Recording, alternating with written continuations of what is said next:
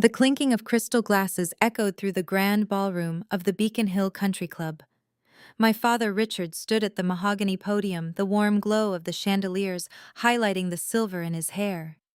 Tonight was supposed to be a celebration of his 35-year career as a senior partner at a top-tier wealth management firm. Instead, he used his retirement speech for his favorite pastime, which was publicly humiliating me. He leaned into the microphone, a cruel smile playing on his lips, and pointed directly at my table. "Look at her, ladies and gentlemen," he announced, his voice booming through the speakers. "This is my daughter Jada. No college degree, no real career, no future. Just a 35-year-old woman still looking for free rides off the family name while her sister actually builds a life." The room full of Boston elite burst into uncomfortable but compliant laughter. I felt 200 pairs of eyes burn into my skin. At the head table, my mother Patricia took a delicate sip of her champagne, not bothering to hide her smirk. Next to her, my sister Simone, the undisputed golden child, leaned into her husband Andre, whispering something that made them both chuckle softly. They expected me to shrink. They expected me to lower my head, stare at my untouched plate of filet mignon, and take the emotional beating just like I had done for the past 3 decades. I was the designated scapegoat, the college dropout, the failure they kept around simply to make themselves feel superior. But they had no idea who they were dealing with anymore. The woman sitting at that table was not the helpless girl they thought they knew. I did not shed a single tear. I did not flush with embarrassment. I slowly pushed my chair back, the wooden legs scraping against the marble floor with a sharp sound that cut through the dying laughter. I stood up tall, smoothing the front of my understated but tailored black dress. I picked up my crystal flute of sparkling water, looking directly into my father's eyes. The smug satisfaction on his face faltered for a fraction of a second as I raised my glass high enough for the entire ballroom to see. I kept my voice perfectly calm, projecting it clearly across the sudden hush of the room. "Cheers, Richard," I said, the use of his first name sending a visible shockwave through the crowd. "Enjoy the retirement, because this is the very last time you will ever see me." I set the glass down with a definitive clink, turned my back on the podium, and began walking toward the heavy oak double doors. The silence that fell over the ballroom was absolute and deafening. Not a single fork clattered against a plate. Not a single cough broke the tension. The only sound was the rhythmic click of my heels against the polished marble, echoing like a countdown. As I pushed open the heavy brass-handled doors and stepped out into the grand foyer, I felt an immense suffocating weight lift off my chest. I walked past the shocked coat check attendant and stepped out into the crisp autumn air of the Boston night. My name is Jada. I am 35 years old, and I am the founder of a financial technology company that recently sold for $42 million. Before I continue this story, let me know where you are watching from in the comments below. Hit like and subscribe if you have ever had to stand up to family who underestimated your worth. Growing up in our affluent Massachusetts neighborhood meant that keeping up appearances was the only religion my parents practiced. Richard and Patricia cared more about the country club roster and the opinions of their wealthy neighbors than they ever cared about my well-being. From a young age, it was made abundantly clear that I was the disappointment. Simone was the perfect daughter, the one who married Andre, a man who mirrored my father's corporate greed perfectly. Together, they formed an impenetrable wall of condescension. When I dropped out of university 10 years ago to teach myself coding and build my first software program, I was officially labeled the family failure. They told all their friends I was going through a confused phase. They offered me entry-level receptionist jobs at their firms, acting as if they were throwing scraps to a stray dog. I refused their help, packed my bags, and moved into a cramped studio apartment on the wrong side of the city to build my vision in total secrecy. Over the next decade, I worked 90-hour weeks, living on instant noodles and pure spite. I taught myself algorithms, predictive financial modeling, and high-frequency trading data structures. While my family spent their weekends at charity galas gossiping about my lack of ambition, I was quietly securing venture capital funding and building a proprietary financial platform that was currently disrupting the very industry my father had dedicated his life to. They thought my cheap apartment was a sign of poverty, but it was simply the camouflage I needed to build my empire without their interference. Tonight was the breaking point. Tonight was the moment I realized that no amount of success would ever change their need to crush me. I reached into my purse and pulled out my car keys, the cold metal grounding me in the reality of what I had just done. I had finally severed the cord. As I walked toward the valet stand, I could hear the heavy country club doors swing open behind me. Heavy footsteps echoed on the pavement, moving fast. I did not need to turn around to know exactly who they had sent to reel me back into my designated place at the bottom of the family hierarchy. The crisp night air did little to cool the heavy thud of the footsteps closing the distance behind me. I handed my ticket to the wide-eyed valet who had clearly heard the commotion from the ballroom. Just as the young man sprinted off to retrieve my vehicle, a heavy hand clamped down on my shoulder. The grip was intentionally tight, designed to intimidate. I turned slowly, brushing the hand away with a deliberate flick of my wrist. It was Andre. My brother-in-law stood there, his custom-tailored tuxedo looking slightly rumpled from his hurried sprint across the gravel driveway. His jaw was clenched and the veins in his neck stood out in sharp relief against his dark skin. He was breathing heavily, not just from the run, but from the sheer audacity of my rebellion. "What exactly do you think you are doing, Jada?" He demanded, his voice a harsh whisper, meant to keep the remaining country club staff from overhearing. "You are going to turn right back around, march into that ballroom, and apologize to your father. You are ruining Richard's night, and you are embarrassing Simone." I looked at him, feeling absolutely nothing. For years, Andre had acted as my father's enforcer. Ever since he married my sister, he had seamlessly adopted my family's favorite hobby of putting me in my place.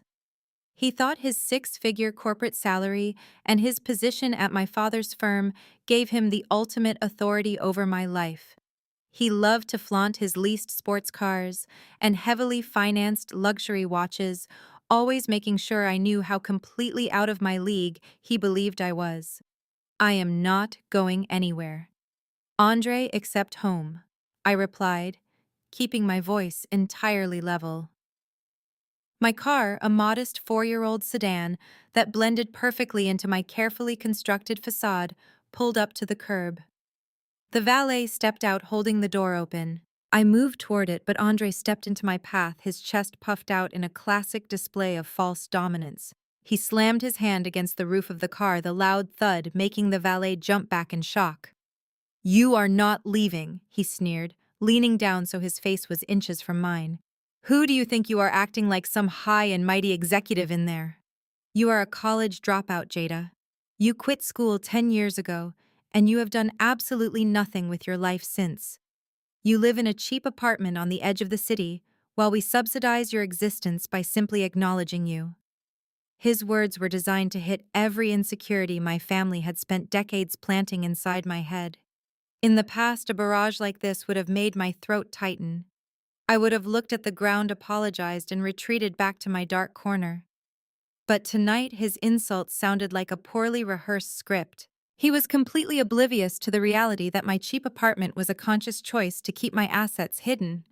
He had no idea that my lack of a degree had not stopped me from building a financial technology company worth more than he would ever see in his entire lifetime. "You owe this family," Andre continued, his voice dripping with absolute condescension. "Richard gave you everything. Simone covers for your failures constantly, and this is how you repay them, by throwing a tantrum at a public event. You are acting like a bitter, jealous child because you cannot stand the fact that we are successful, and you are exactly where you have always been, at the absolute bottom." I let him finish. I let him expend all his aggressive energy while I simply observed the sweat forming on his forehead. He was desperate to regain control of the narrative. The valet was standing a few feet away, looking absolutely terrified, pretending to examine a completely spotless rim on the next car over, just to avoid eye contact with us. "Andre," I said, my tone so dangerously calm that it finally made him pause. "Move your hand right now." I did not raise my voice. I did not match his aggressive energy. I simply issued a cold command. He blinked, staring at me as if I had suddenly started speaking a foreign language. The blind compliance he was so used to extracting from me was gone, and he did not know how to process the empty space it left behind. He tried to double down, gripping the edge of the open car door with his other hand, physically blocking me from getting inside the vehicle. I said, "Get back in there," he barked, though his voice lacked the absolute conviction it held a moment ago. I stepped closer to him, invading his personal space. I reached out and placed my hand over his where it gripped the door frame. My fingers were cold against his warm skin. I did not try to pry his hand away with brute force. I simply pressed my thumb directly into the nerve cluster on the back of his hand, applying a sharp, precise pressure that I had learned in a self-defense class years ago. His eyes widened in shock, and his fingers immediately uncurled from the metal with a sharp intake of breath. Before he could recover his balance, I slipped smoothly into the driver's seat. He stumbled back, rubbing his hand, his face twisting into a mask of pure fury. "You are making a huge mistake, Jada," he yelled, leaning down toward the open window. "If you drive away right now, Richard will cut you off completely. You will have nothing at all. No family, no financial support, no future. You will be begging us to take you back by tomorrow morning." I reached out and pressed the ignition button. The engine hummed to life, a quiet, steady rhythm that perfectly matched my own heartbeat. I looked at Andre one last time, committing his desperate, angry expression to memory. "I am counting on it," I said softly. I reached for the window control button on the door panel. Andre opened his mouth to launch into another loud tirade about my perceived failures, but the glass was already rising. It slid up silently, cutting off his harsh words mid-sentence. Through the tinted glass, I watched him throw his hands up in total frustration, shouting something I could no longer hear. I put the car in drive and pulled smoothly away from the curb, leaving the brilliant lights of the country club behind me. I checked the rearview mirror once, seeing Andre standing alone in the driveway, a tiny, angry figure shrinking into the distance until he disappeared completely into the shadows. The drive home was incredibly peaceful. For the first time in 35 years, the heavy, suffocating cloud of my family's expectations had completely vanished. I turned on the radio, letting the soft jazz wash over me as I navigated the winding, dark roads back toward the city limits. But I knew the peace would be temporary. My father was not a man who ever accepted defeat, and Andre would undoubtedly twist this parking lot encounter to make himself look like the innocent victim. Tomorrow morning, they would inevitably launch their next counterattack, completely unaware that they were bringing a dull knife to a corporate gunfight. The morning sun was just beginning to stream through the floor-to-ceiling windows of my bedroom when the aggressive buzzing of my phone shattered the quiet. It was barely 6 in the morning. Most people waking up the day after a massive family blowout would expect a text asking if they were okay, or perhaps demanding an explanation for their sudden departure. But I knew my mother better than that. Patricia did not care about my emotional state. She only cared about the ledger. I rolled over and picked up the device, watching the screen light up with a rapid-fire sequence of messages. There were 12 texts in total, all from her. I did not even have to unlock the screen to know exactly what tone she was using. I sat up against the tufted velvet headboard and opened the thread. The first message was a masterclass in sweeping reality under the rug. It read simply, "I hope you have slept off whatever childish tantrum you threw last night. We are moving past it." The second text arrived a minute later, getting straight to the point. "Your share for your father's retirement gift is $5,000. We bought him the Platinum Country Club bond. I expect the wire transfer by noon today." I stared at the screen, letting out a short, dry laugh.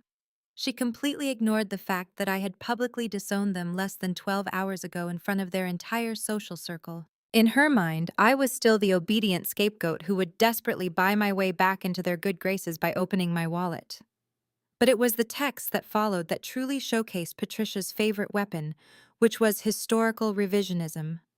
When I did not reply immediately, she unleashed the guilt trip she had been refining for a decade. "Do not ignore me, Jada," she wrote. "You owe us this. Need I remind you who took you in when your silly little computer business failed 10 years ago? We put a roof over your head when you had absolutely nothing. The least you can do is contribute to the family that kept you off the streets. Stop being so selfish." I read those words and felt a familiar tightness in my chest, not from hurt, but from the sheer audacity of her lies. Let me set the record straight about her version of history. 10 years ago, when I dropped out of college to pursue my tech startup, I ran out of funding within the first 6 months. I was 25, terrified, and completely broke. I swallowed my pride and went to my parents asking for a short-term loan of $3,000 just to keep my servers running. They laughed in my face. Richard told me my ideas were worthless. Patricia told me I was an embarrassment. They did not take me in with open arms. They allowed me to sleep on a broken futon in their unheated basement for exactly 3 weeks, while I worked double shifts at a diner to save up for my first apartment. During those 3 weeks, it was the middle of November. I slept in a winter coat because they refused to turn on the basement heating zone to save money on their utility bill.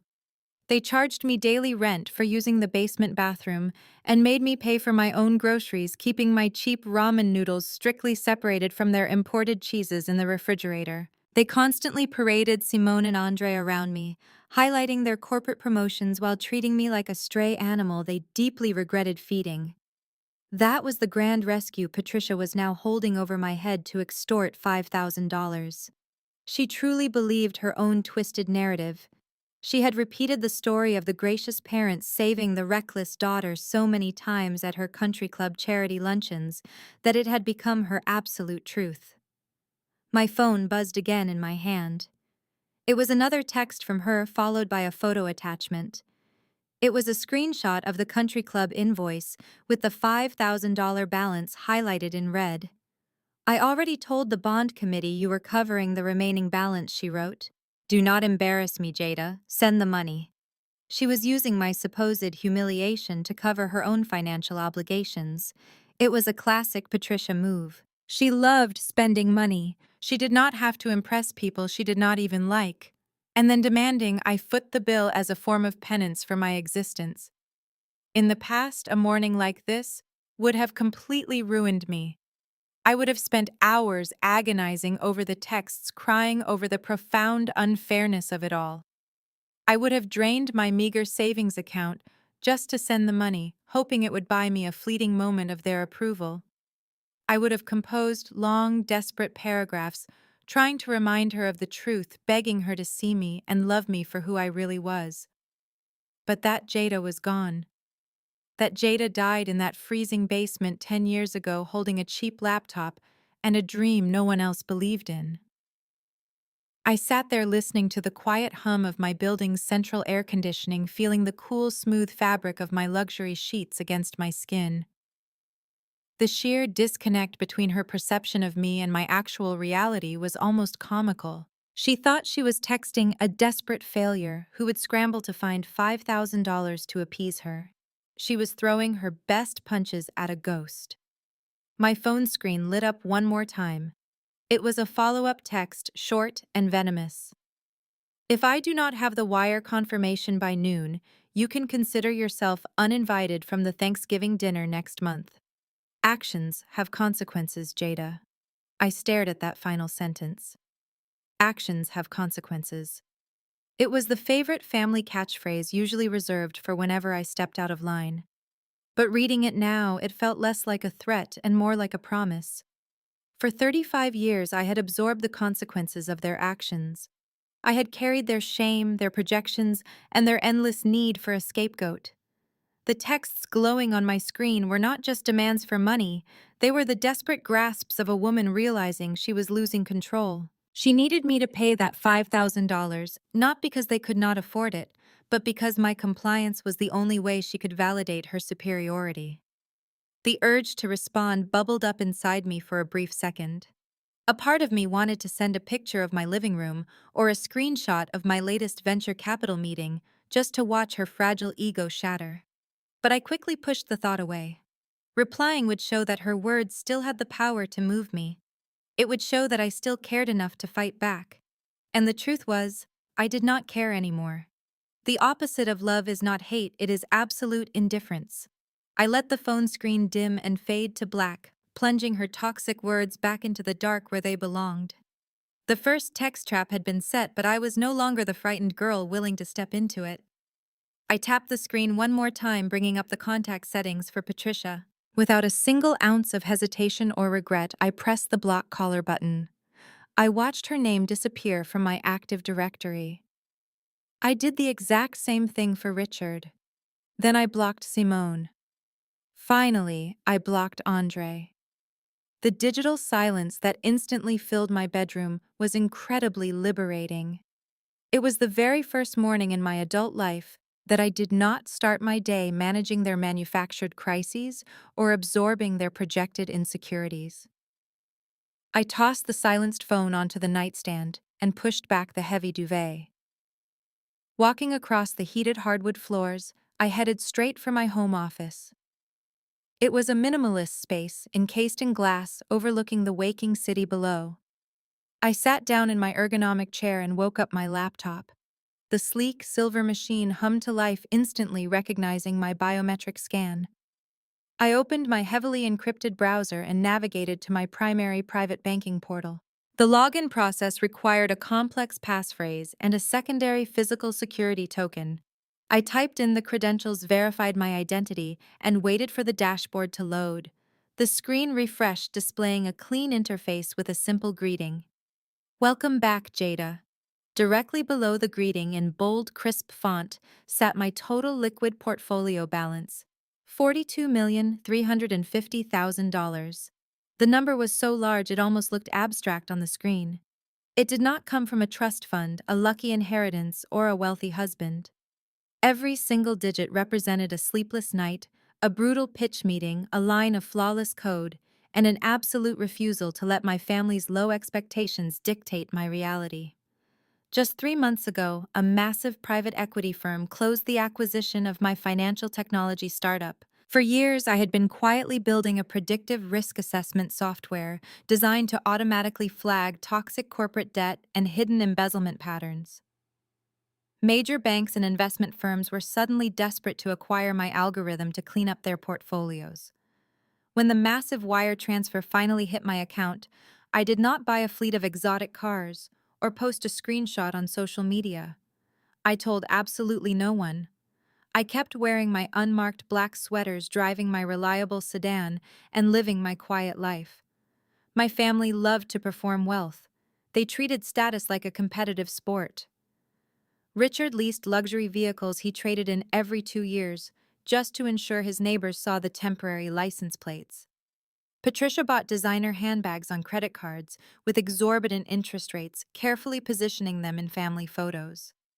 Simone and Andre financed a lifestyle that was entirely dependent on their next corporate bonus. They were constantly stressed, constantly posturing, and constantly terrified that someone might discover their precarious financial house of cards. They equated visible spending with actual human value. They honestly believed I was broke because I did not wear logos or brag about exclusive dinner reservations. They thought my refusal to participate in their endless consumerism was a symptom of extreme poverty. I remembered a family dinner 2 years ago when Simone openly mocked my plain leather boots, claiming they offended her aesthetic sensibilities. I had just secured $10 million in venture capital funding that very afternoon, but I simply smiled and let her feel superior. In reality, my quiet wealth could have bought Richard's entire wealth management firm in cash, with enough left over to purchase their precious country club and turn it into a public parking lot. I was not just financially secure, I was completely untouchable. I looked at the $42 million balance and thought about Patricia demanding $5,000 to cover her own country club bond. The irony was so sharp, it was almost poetic. She was threatening to uninvite me to a holiday dinner over a sum of money I generated in passive interest before I even finished my morning coffee. Furthermore, I knew exactly why she was demanding the money. Richard's firm had been taking massive hits lately, and their cash flow was drying up. They were playing a petty, desperate game of checkers, while I had been quietly mastering chess for an entire decade. I closed the banking portal, clearing the cache and browser history out of sheer habit. I stood up and walked to the floor-to-ceiling window, looking down at the tiny cars navigating the morning traffic. My family was entirely predictable. I knew Richard well enough to anticipate his exact retaliation strategy. When blocking his calls failed to produce the groveling apology he desired, he would immediately attack my basic survival needs. He would go after my housing because he firmly believed he controlled the city and everyone in it. He knew the landlord of my old cheap apartment building because they played golf together at the very club I had just walked out of. He would make one phone call and demand they serve me an eviction notice, assuming it would force me onto the streets and straight back to his doorstep begging for mercy. They thought I was still living in that rundown building on the edge of town. They had no idea I had secretly purchased this massive penthouse in cash 3 months ago, keeping my old apartment simply to maintain the illusion of my struggles. Let him try, I whispered to the empty room. For 35 years, they had used money as a weapon to keep me in line. They weaponized holidays, birthday gifts, and minor favors, ensuring I always felt indebted and inferior to them. They wanted me small, manageable, and completely desperate for their conditional approval. But the balance in that bank account was much more than just numbers on a screen. It was impenetrable armor. It was the ultimate shield against their lifelong campaign of emotional subjugation. I walked into my modern kitchen and turned on the espresso machine. The rich, complex aroma of dark roast coffee filled the air, a stark and beautiful contrast to the bitter, cheap instant coffee I used to drink in their freezing basement. I poured the steaming liquid into a simple ceramic mug and took a long, slow sip, enjoying the absolute quiet of my sanctuary.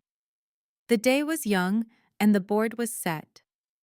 My family was about to learn that the scapegoat they had been kicking around for decades was actually the one holding the keys to the entire kingdom.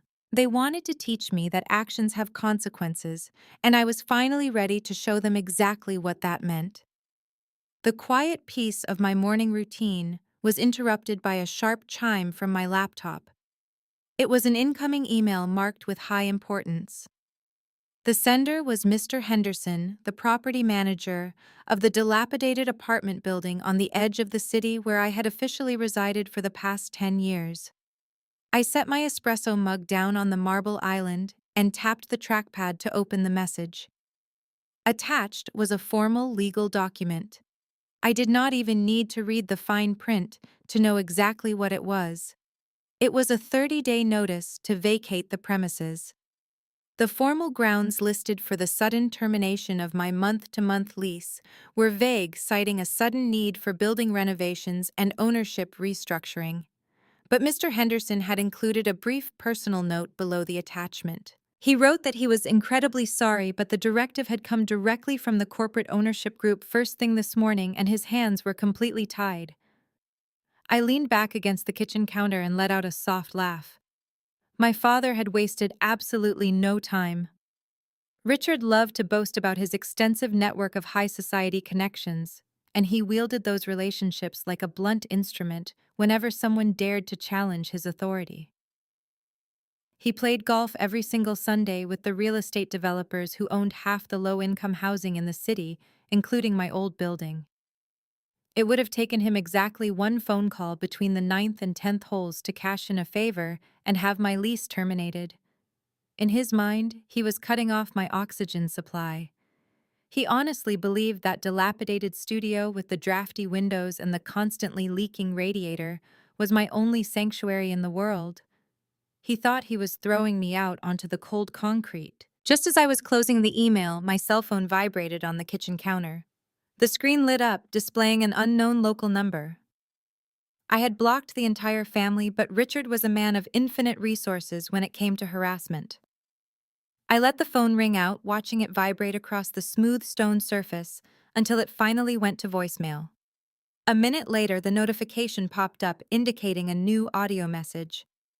I tapped the screen and put it on speakerphone, letting his voice fill my massive sunlit kitchen. "Good morning, Jada." His voice echoed crisp and dripping with absolute smugness. He was calling from his executive assistant's line. "I assume by now you have checked your email and received a little update regarding your living situation. You see, the real world does not tolerate the kind of disrespect you displayed last night. You thought you could make a scene at my club, humiliate me in front of my colleagues, and just walk away without consequences. But you have absolutely nothing. I made one simple phone call to the property group this morning, and suddenly your lease is completely void. You have exactly 30 days to pack up your pathetic little life and get out of that building." He paused, letting the threat hang in the air, ensuring I felt the full weight of his manufactured power. "Useless people get left behind. Jada," he continued, his tone shifting from anger to a chilling, patronizing calm. "You have spent your entire life contributing nothing, taking up space, and pretending you are somehow superior to this family. Now you get to see how the real world treats a 35-year-old college dropout with no safety net. You will be on the street." He took a deep breath, ready to deliver the final manipulative blow. It was the classic Richard pivot where he positioned himself as the benevolent savior right after acting as the ruthless executioner. "Now, because I am a generous father, I am willing to make this entire problem go away. I am giving you one chance to fix this. Come to the house tonight at 7 o'clock sharp. You will stand in the living room, and you will apologize to me. You will apologize to your mother for stressing her out, and you will beg Simone and Andre for forgiveness after the way you spoke to them in the parking lot. You will show some actual gratitude for everything we have done for you. If you can manage to swallow your foolish pride and do exactly what I say, I might make another phone call and let you keep your miserable little box of an apartment. If not, you are entirely on your own. The choice is yours. Make the right one." The voicemail ended with a sharp click, leaving the penthouse in total silence once again. I stood there looking around my $4 million home.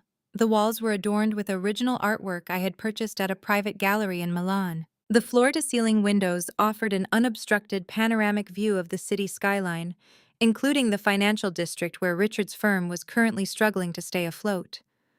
I looked down at the phone and felt a profound sense of pity for the man. His entire sense of self-worth was built on the illusion of control.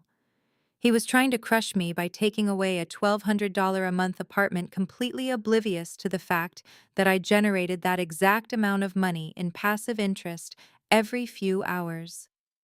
He wanted me desperate. He wanted me to show up at his manicured suburban estate tonight, trembling and crying, begging for a roof over my head. He wanted Patricia to watch from the sofa with a smug smile while Simone and Andre gloated over my complete submission. It was a sick theatrical play they had been running for my entire life, and Richard had just confidently set the stage for the grand finale. But the lead actress had already rewritten the script. I picked up my phone and deleted the voicemail without a second thought. I did not save it for evidence. I did not need to. The beauty of absolute financial independence is that you no longer have to prove to your abusers that they are wrong. You simply let them exhaust themselves, fighting an opponent who has already left the arena. I was not going to call his assistant back. I was not going to contact Mr. Henderson to fight the eviction notice. Fighting it would only signal to Richard that his attack had landed. It would validate his delusion that he held power over my survival. Instead, I walked over to the entryway of my penthouse, where I kept a small silver bowl for my keys. I reached in and pulled out the cheap brass key to the old apartment. I had kept the lease active on that crumbling studio precisely for this reason. It was my decoy. It was the piece of cheese I left in the mousetrap for them to aggressively attack while I moved millions of dollars in the background. My real life, the one filled with board meetings, venture capital, and immense corporate power, was entirely invisible to them. And because they were so blinded by their own arrogance, they never once stopped to question how I remained so calm in the face of their constant threats. I walked back to the kitchen counter and placed the brass key next to my laptop. Richard's 30-day eviction notice was not a punishment. It was a perfectly timed administrative cleanup. I had been meaning to close out that old lease anyway, and my father had just saved me the trouble of drafting the cancellation paperwork. I smiled genuinely for the first time that morning. The game was escalating exactly as I had predicted. They were tightening a noose around a phantom while the real Jada was preparing to buy the very ground they walked on. I did not waste another minute dwelling on Richard's hollow threats. I grabbed my car keys and drove across the city to the dilapidated building that had served as my flawless camouflage for the past decade. Pulling into the cracked asphalt parking lot, I looked up at the faded brick facade and the rusted fire escapes. For years, my family had driven past this exact spot, pointing and whispering about my tragic downfall. They thought this building was my prison. They never realized it was actually my fortress. Walking up the 3 flights of stairs because the elevator had been broken since I first moved in, I felt a wave of profound nostalgia. I unlocked the heavy metal door and stepped into the cramped studio apartment. It smelled faintly of old radiator metal and cheap cleaning supplies. The space was exactly as I had left it. A worn-out futon serving as a couch, a wobbly particle board desk, and a tiny kitchen with linoleum flooring that had been peeling at the corners for years. This was the poverty they were so desperate to weaponize against me. This was the stage where they believed my tragic life was playing out. I had no intention of calling moving companies or renting a truck. I had already moved my most important possessions into the penthouse weeks ago. The only things left in this studio were the props, the cheap clothes, the bargain bin dishes, the discount store towels. I walked over to the closet and pulled out a single duffel bag. I packed a few sentimental items. My original business ledger filled with handwritten code and ambitious projections. The first prototype motherboard I had soldered myself. The rejection letters from venture capitalists that I had pinned to the wall as daily motivation. Everything else could stay. I spent exactly 20 minutes packing up the last 10 years of my supposed failure. I did not take the futon. I did not take the cheap television. I wanted the landlord, and by extension Richard, to see exactly how little I cared about the life they thought they were taking away from me. I walked into the tiny kitchen and pulled a bright yellow sticky note from a drawer. I grabbed a pen and wrote 3 simple words: keep the deposit. I placed the sticky note squarely in the center of the scratched laminate countertop. I took the brass key off my keyring and set it perfectly on top of the yellow paper. It was the ultimate resignation letter. It was a silent testament to the fact that their grand punishment meant absolutely nothing to me. I zipped up the duffel bag, took one last look around the tiny room that had birthed a multi-million-dollar empire, and walked out, locking the door behind me for the final time. The drive from the edge of the city to the heart of the downtown financial district took exactly 35 minutes. With every mile, the scenery shifted dramatically. The cracked pavements and boarded-up storefronts gave way to pristine sidewalks, towering glass skyscrapers, and high-end boutiques. I pulled up to the sleek black marble entrance of the most exclusive residential high-rise in the city. The uniformed valet immediately stepped forward, opening my door with a respectful nod. "Welcome back, ma'am," he said smoothly, taking my keys to park my modest sedan in the secure underground garage next to the imported sports cars of my neighbors. I smiled, acknowledging him as I walked through the revolving glass doors into the expansive lobby. The air here smelled of expensive cedar and fresh orchids. The concierge waved politely as I bypassed the main elevators and walked directly to the private resident lift at the back of the hall. I swiped my encrypted key fob, and the brushed steel doors slid open silently. There were no buttons to press. The elevator was programmed to recognize my fob and take me directly to the top floor. The doors opened directly into my foyer. I stepped off the elevator and dropped my duffel bag onto the imported Italian marble floor. The penthouse spanned the entire top floor of the building, offering a massive open-concept sanctuary. Floor-to-ceiling glass wrapped around the entire perimeter, offering a breathtaking 360-degree view of the city skyline. The late afternoon sun poured into the space, illuminating the custom modern furniture, the massive chef's kitchen, and the private wraparound terrace. I walked out onto the terrace, the wind catching my hair as I looked down at the bustling streets far below. I had purchased this penthouse entirely in cash 3 months ago, the day my corporate buyout was finalized. I had used a blind trust to ensure my name never appeared on any public property records. Richard prided himself on knowing every major real estate transaction in the city, but he had completely missed the sale of its most expensive residential property right under his nose. From my terrace, I could clearly see the distinctive triangular roof of Richard's wealth management firm just 3 blocks away. I rested my hands on the glass railing, staring at the building where my father was undoubtedly sitting in his corner office, congratulating himself on rendering me homeless. He probably thought I was sitting on a park bench somewhere, crying into my hands, desperately trying to figure out how to beg for his forgiveness. The contrast between his manufactured reality and my actual life was staggering. They had spent their entire lives trying to push me down into the dirt, but the pressure had only forced me to learn how to fly. I was not just out of their reach, I was hovering entirely above their atmosphere. I took a deep breath of the crisp, high-altitude air, feeling a profound sense of absolute ownership over my life and my destiny. I walked back inside and poured myself a glass of sparkling water from the smart refrigerator. My phone remained completely silent on the kitchen island, ensuring that Richard's 7 o'clock deadline would pass without a single word from me. I was not going to his house. I was not going to apologize. I was going to spend the evening reviewing the financial portfolio of his failing company, preparing for the moment I would finally dismantle his carefully constructed kingdom. The evening passed in a state of absolute tranquility. I ordered high-end takeout from a restaurant Richard could barely afford to dine at and ate it while looking over corporate acquisition documents. When 7 o'clock arrived, I did not even glance at the clock. By 9 o'clock, I was fast asleep in my king-sized bed, wrapped in Egyptian cotton, completely undisturbed by the raging inferno of anger that I knew was currently consuming my parents' suburban home. The next morning, I woke up feeling more refreshed than I had in years. I decided to treat myself to an artisanal pastry and a pour-over coffee at an upscale cafe just 2 blocks from my building. It was a place known for its exclusivity and quiet atmosphere, a perfect spot to read the morning financial news.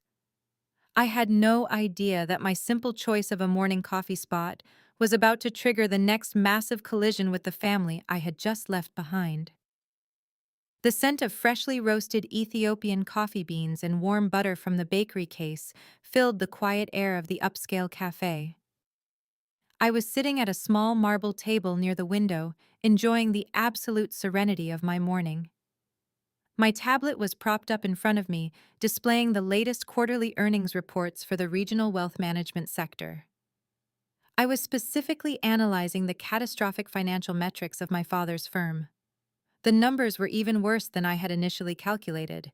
They were hemorrhaging cash, and their client retention rate was in a freefall. I took a slow sip of my pour-over coffee, relishing the complex flavor, when a sudden sharp tapping sound broke my concentration. I looked up from my screen to see my sister Simone standing directly across from me.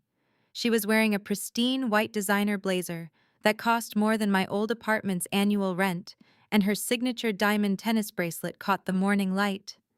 However, her perfectly manicured exterior could not hide the frantic energy radiating from her eyes. She slammed her expensive leather handbag onto the table and slid into the chair opposite me without waiting for an invitation. "I was wondering how long it would take you to find me," I said, keeping my voice entirely neutral. I did not close my tablet. I simply locked the screen.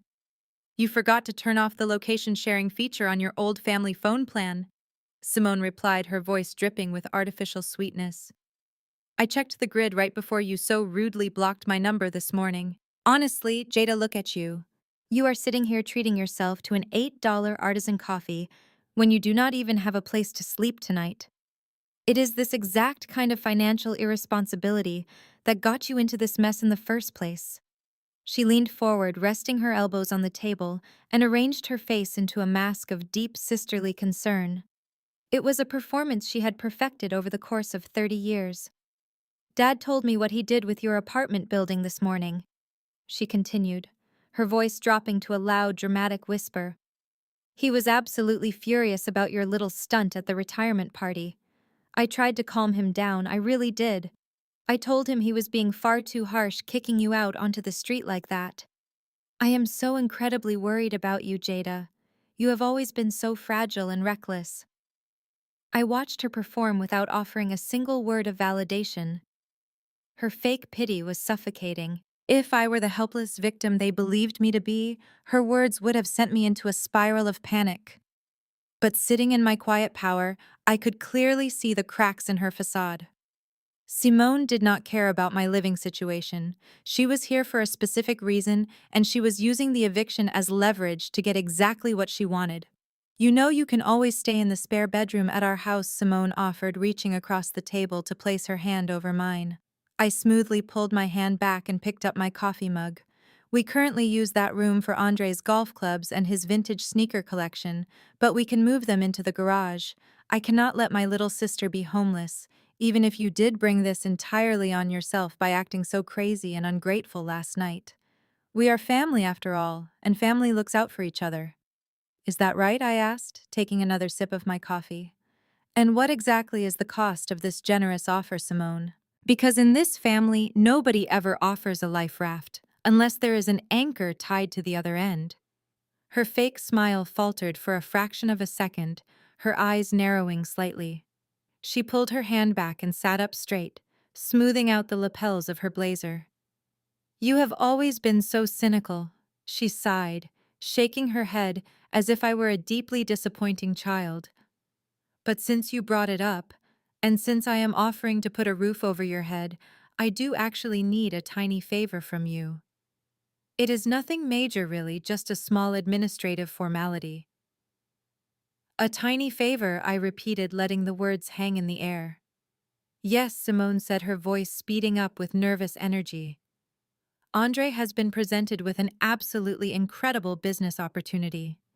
It is a commercial real estate flip in the developing arts district. The return on investment is guaranteed to be massive. But because of his recent promotion and the way our corporate assets are currently structured, all of our liquid cash is temporarily tied up in high-yield offshore accounts. We just need a short-term bridge loan to secure the property. She paused, waiting for me to look impressed by her financial jargon. I simply stared at her, waiting for the trap to spring. The thing is, Simone continued, clearing her throat awkwardly. Andre's credit utilization is a bit maxed out at the moment because of our recent home renovations. The private lenders require a co-signer with a completely clean credit file. And that is where you come in, Jada. You live completely off the grid. You have no credit cards, no car payments, no mortgage. Your credit file is a total blank slate. We need you to co-sign the loan application. It is just a signature. We will pay off the balance in 3 months, and your name will be completely cleared. I looked at her, truly astounded by the absolute audacity of her request. She was sitting across from a woman she genuinely believed was completely broke and on the verge of homelessness, and she was demanding that I put my name on a commercial real estate loan. How much is the loan for? I asked, maintaining my calm facade. It is just a small bridge loan. She waved her hand dismissively. $300,000. The interest rate is a little high at 19%, but like I said, we will pay it off before the first quarter ends. $300,000 at 19% interest. It was a predatory loan. It was the kind of financial suicide that desperate people committed right before declaring total bankruptcy. Andre was not investing in a property flip. He was drowning in toxic debt, and he was trying to use my clean social security number as a life preserver. Absolutely not, I said. My answer was immediate and firm. Simone blinked, her perfectly applied mascara freezing. What do you mean, absolutely not? I just told you I would let you live in my house. You are being evicted, Jada. You have no money and nowhere to go. I am throwing you a lifeline, and you are being stubborn over a piece of paper. I am not signing a predatory loan for your husband Simone. His financial mistakes are his own. I am not setting myself on fire just to keep the two of you warm. The fake sweetness instantly vanished from Simone's face, replaced by a vicious, toxic sneer. The golden child mask slipped away completely, revealing the entitled bully underneath. You owe me this. Jada, she hissed, leaning across the table, her voice venomous. Do you have any idea how many times I saved you when we were growing up?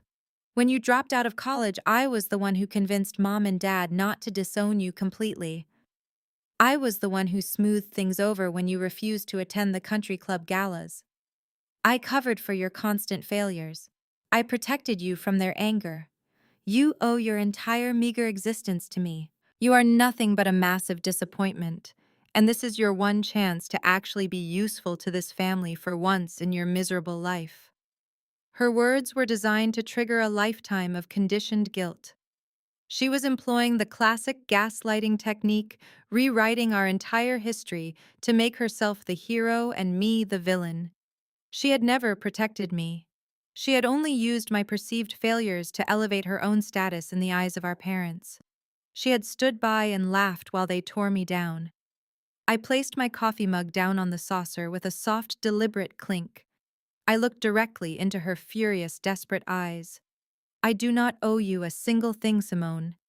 Not my signature, not my money, and certainly not my guilt. You and Andre built a lifestyle on a foundation of sand, and now the tide is coming in. Do not ask me to drown with you. I stood up from the table, picking up my tablet. You should leave before you embarrass yourself further, I said, looking down at her. And Simone, you might want to return that blazer while the tags are still on.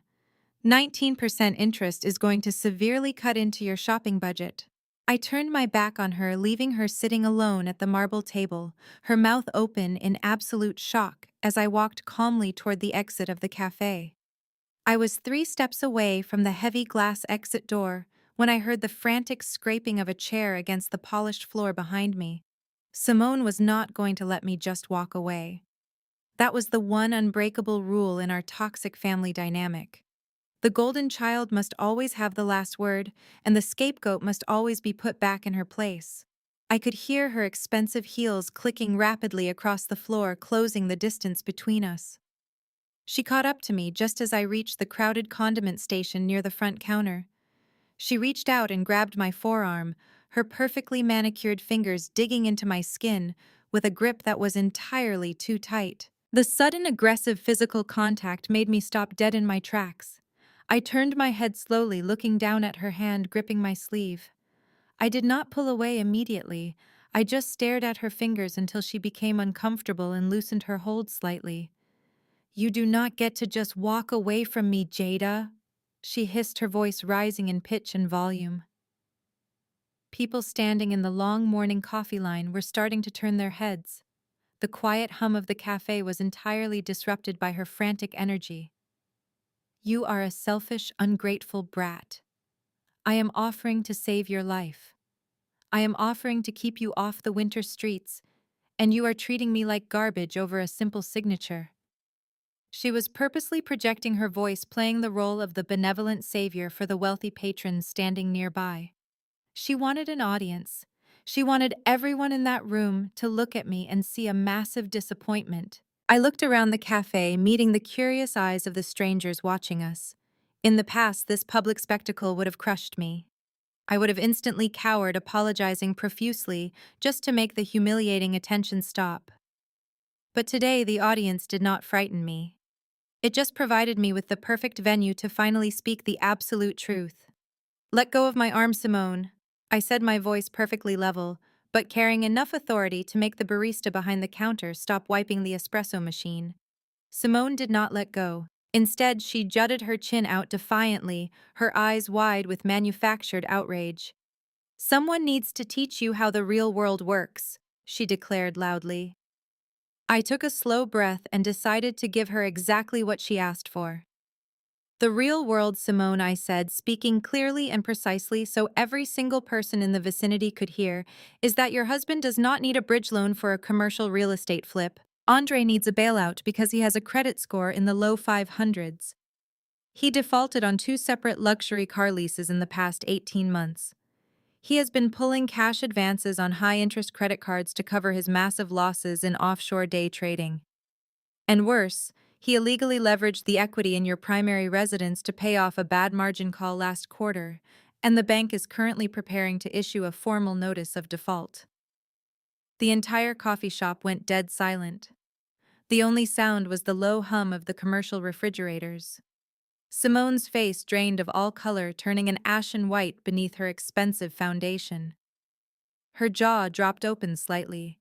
Her entire false reality, her carefully constructed image of extreme wealth and superiority, had just been completely dismantled in public. She stared at me, her eyes darting back and forth, trying to process how the sister she believed was broke and living in a crumbling apartment could possibly possess the exact forensic financial details of her impending bankruptcy. "You do not want to save me," I continued, stepping closer to her, forcing her to finally drop her hand from my arm. "You need a completely clean social security number to commit financial fraud because every legitimate bank in this entire state has blacklisted your husband. You are drowning, Simone, and you thought you could use my supposed desperation to trick me into going down with your sinking ship." Cornered by the truth and exposed in front of the very social class she worshipped, Simone experienced a complete narcissistic collapse. The illusion was shattered, and her mind instantly snapped to the only defense mechanism she had left, which was absolute victimhood. She looked down at the large ceramic mug of extra hot latte she was still holding in her left hand. In a fraction of a second, her eyes hardened with pure malicious intent, followed instantly by a mask of absolute terror. She lunged forward, intentionally tilting her wrist and throwing the massive cup of scalding hot coffee directly at my lower body.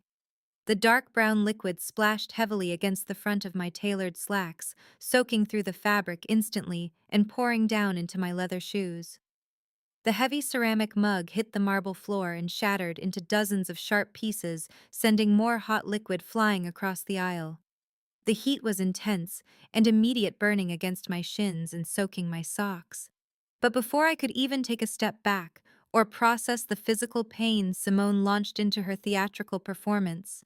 She threw both of her hands over her mouth and let out a piercing, hysterical sob. "Oh my God," she cried out, her voice shaking with fake devastation. "I am so sorry, Jada. My hand just started shaking. I am just so incredibly stressed out from trying to keep you from becoming completely homeless today." Tears immediately began streaming down her face, ruining her perfect mascara. She dropped to her knees amidst the shattered ceramic, playing the ultimate martyr. "I am just trying to give you a place to live," she wailed loudly, addressing the crowd. "More than me. I am just trying to help you, and you are making up these horrible, cruel lies about my family. Why are you so completely toxic to the people who love you?" The manipulation was executed flawlessly. The cafe patrons immediately reacted to the sight of the beautiful crying woman on the floor. A well-dressed man rushed forward, offering Simone a napkin and asking if she was okay. An older woman in line glared at me, her eyes filled with absolute disgust, muttering something about ungrateful siblings. Simone had successfully weaponized their natural empathy, twisting the narrative, so that I looked like the abusive monster who had just verbally assaulted her saintly sister. She peered up at me through her fingers, waiting for my reaction. She wanted me to scream. She wanted me to call her a liar or throw something back at her so I would validate the crazy person narrative she was currently selling to the room. I felt the hot coffee burning my skin. I felt the heavy weight of the public judgment pressing down on me. But looking at my sister kneeling on the floor, surrounded by broken pottery and her own lies, I felt nothing but absolute victory. She was pathetic. Her grand display of power had been reduced to throwing a hot beverage like a temperamental toddler. I did not raise my voice. I did not try to explain myself to the strangers in the room. Their opinions meant absolutely nothing to my bottom line. I reached into my coat pocket and pulled out a crisp $100 bill. I walked over to the counter, my ruined shoes squishing softly with every step, and placed the money down near the register. "For the broken mug and the mess," I said quietly to the stunned barista. "Keep the change." I turned back and looked down at Simone. The cafe was completely quiet again, everyone waiting for my next move. I looked at the coffee dripping from my trousers and then locked eyes with my sister. "Your aim is terrible, Simone," I said, my voice barely above a whisper, but carrying absolute finality. "But your desperation is incredibly clear." I turned my back on her, leaving her sobbing on the floor, surrounded by strangers who would forget her the moment they walked out the door. I pushed open the heavy glass exit door and stepped out into the crisp morning sunlight. The cold air hit my soaked legs, providing instant relief to the burns. I walked calmly down the bustling city street, completely unfazed by the coffee stains on my clothes or the chaotic scene I had just left behind. They had tried to break me with fear, they had tried to trap me with guilt, and they had tried to humiliate me with public spectacle. But they were completely out of ammunition, and the real war had not even begun. The return to my penthouse, leaving the chaotic energy of the coffee shop far below me. I discarded the coffee-stained slacks and changed into comfortable cashmere loungewear before walking into my home office. This was my true sanctuary. The room was soundproofed and temperature-controlled, featuring a massive custom-built walnut desk that sat in the center of the space like a command module. Behind the desk, an entire wall of reinforced glass offered a sweeping view of the Boston financial district. I could see the exact skyscrapers where men like my father spent their entire lives clawing for status, completely unaware of the digital revolution that was actively rendering them obsolete. I took a seat in my ergonomic leather chair and woke up my multi-monitor workstation. My morning was scheduled for high-level strategic reviews. Following the $42 million acquisition of my predictive algorithm, I had formed a private holding company. Our current corporate strategy was aggressive but simple. We were identifying legacy wealth management firms that were failing to adapt to modern financial technology. We looked for institutions burdened by outdated infrastructure, bloated executive salaries, and hemorrhaging client portfolios. Once we identified a target, my board would orchestrate a quiet buyout, absorbing their remaining client list and liquidating their physical assets. We were essentially the corporate Grim Reapers for old money institutions that refused to evolve. At precisely 10 o'clock, a secure notification chimed through my desktop speakers. It was an encrypted file transfer from my lead acquisition counsel. We had been aggressively scouting the New England market for a mid-sized firm to serve as our anchor acquisition for the quarter. My team knew my strict parameters. The target had to be desperate for cash, carrying a heavy debt load, and actively seeking a private equity bailout to avoid declaring public bankruptcy. I clicked the secure link and entered my biometric authentication, allowing the heavy encryption to unravel. A highly detailed 80-page digital dossier materialized on my primary ultra-wide monitor. I leaned back and picked up my stylus, preparing to review the executive summary of our latest target. But the moment the title page fully rendered, my hand froze mid-air. I simply stared at the screen, my mind taking a full 3 seconds to process the sheer magnitude of the poetic justice staring back at me. Centered on the bright white digital page was a familiar gilded logo. Below the logo, printed in bold black letters, was the exact name of my father's wealth management firm. The breath caught in my throat, not from shock, but from the overwhelming, almost intoxicating irony of the situation. This was the same firm Richard had spent his entire life building. This was the fortress of his ego, the source of his arrogance, and the weapon he had used to terrorize me for 35 years. Just last night, he had stood at a podium in a luxury country club, surrounded by his wealthy peers, celebrating his glorious legacy and publicly mocking me as a useless failure. Just hours ago, he had called my phone, threatening to make me homeless, to prove he was the master of the universe. And right now, at this very second, his precious life's work was sitting on my desk, classified as a distressed asset, practically begging my anonymous holding company for a financial rescue. I felt a slow, cold smile spread across my face. Richard had absolutely no idea. When my board initiated the preliminary buyout discussions, they operated under a strict non-disclosure agreement using a proxy corporate shell name. My father only knew that a massive, faceless private equity group was swooping in to save his firm from total ruin. He thought he was dealing with ruthless Wall Street executives. He never could have imagined that the apex predator currently circling his bleeding company was the daughter he had dismissed as a college dropout. I leaned forward, resting my elbows on the walnut desk, and began scrolling through the preliminary financial disclosures. The numbers were absolutely catastrophic. The firm was not just experiencing a temporary market dip, it was fundamentally broken. For the past 5 years, Richard and his senior partners had completely ignored the shift toward algorithmic trading and automated risk management.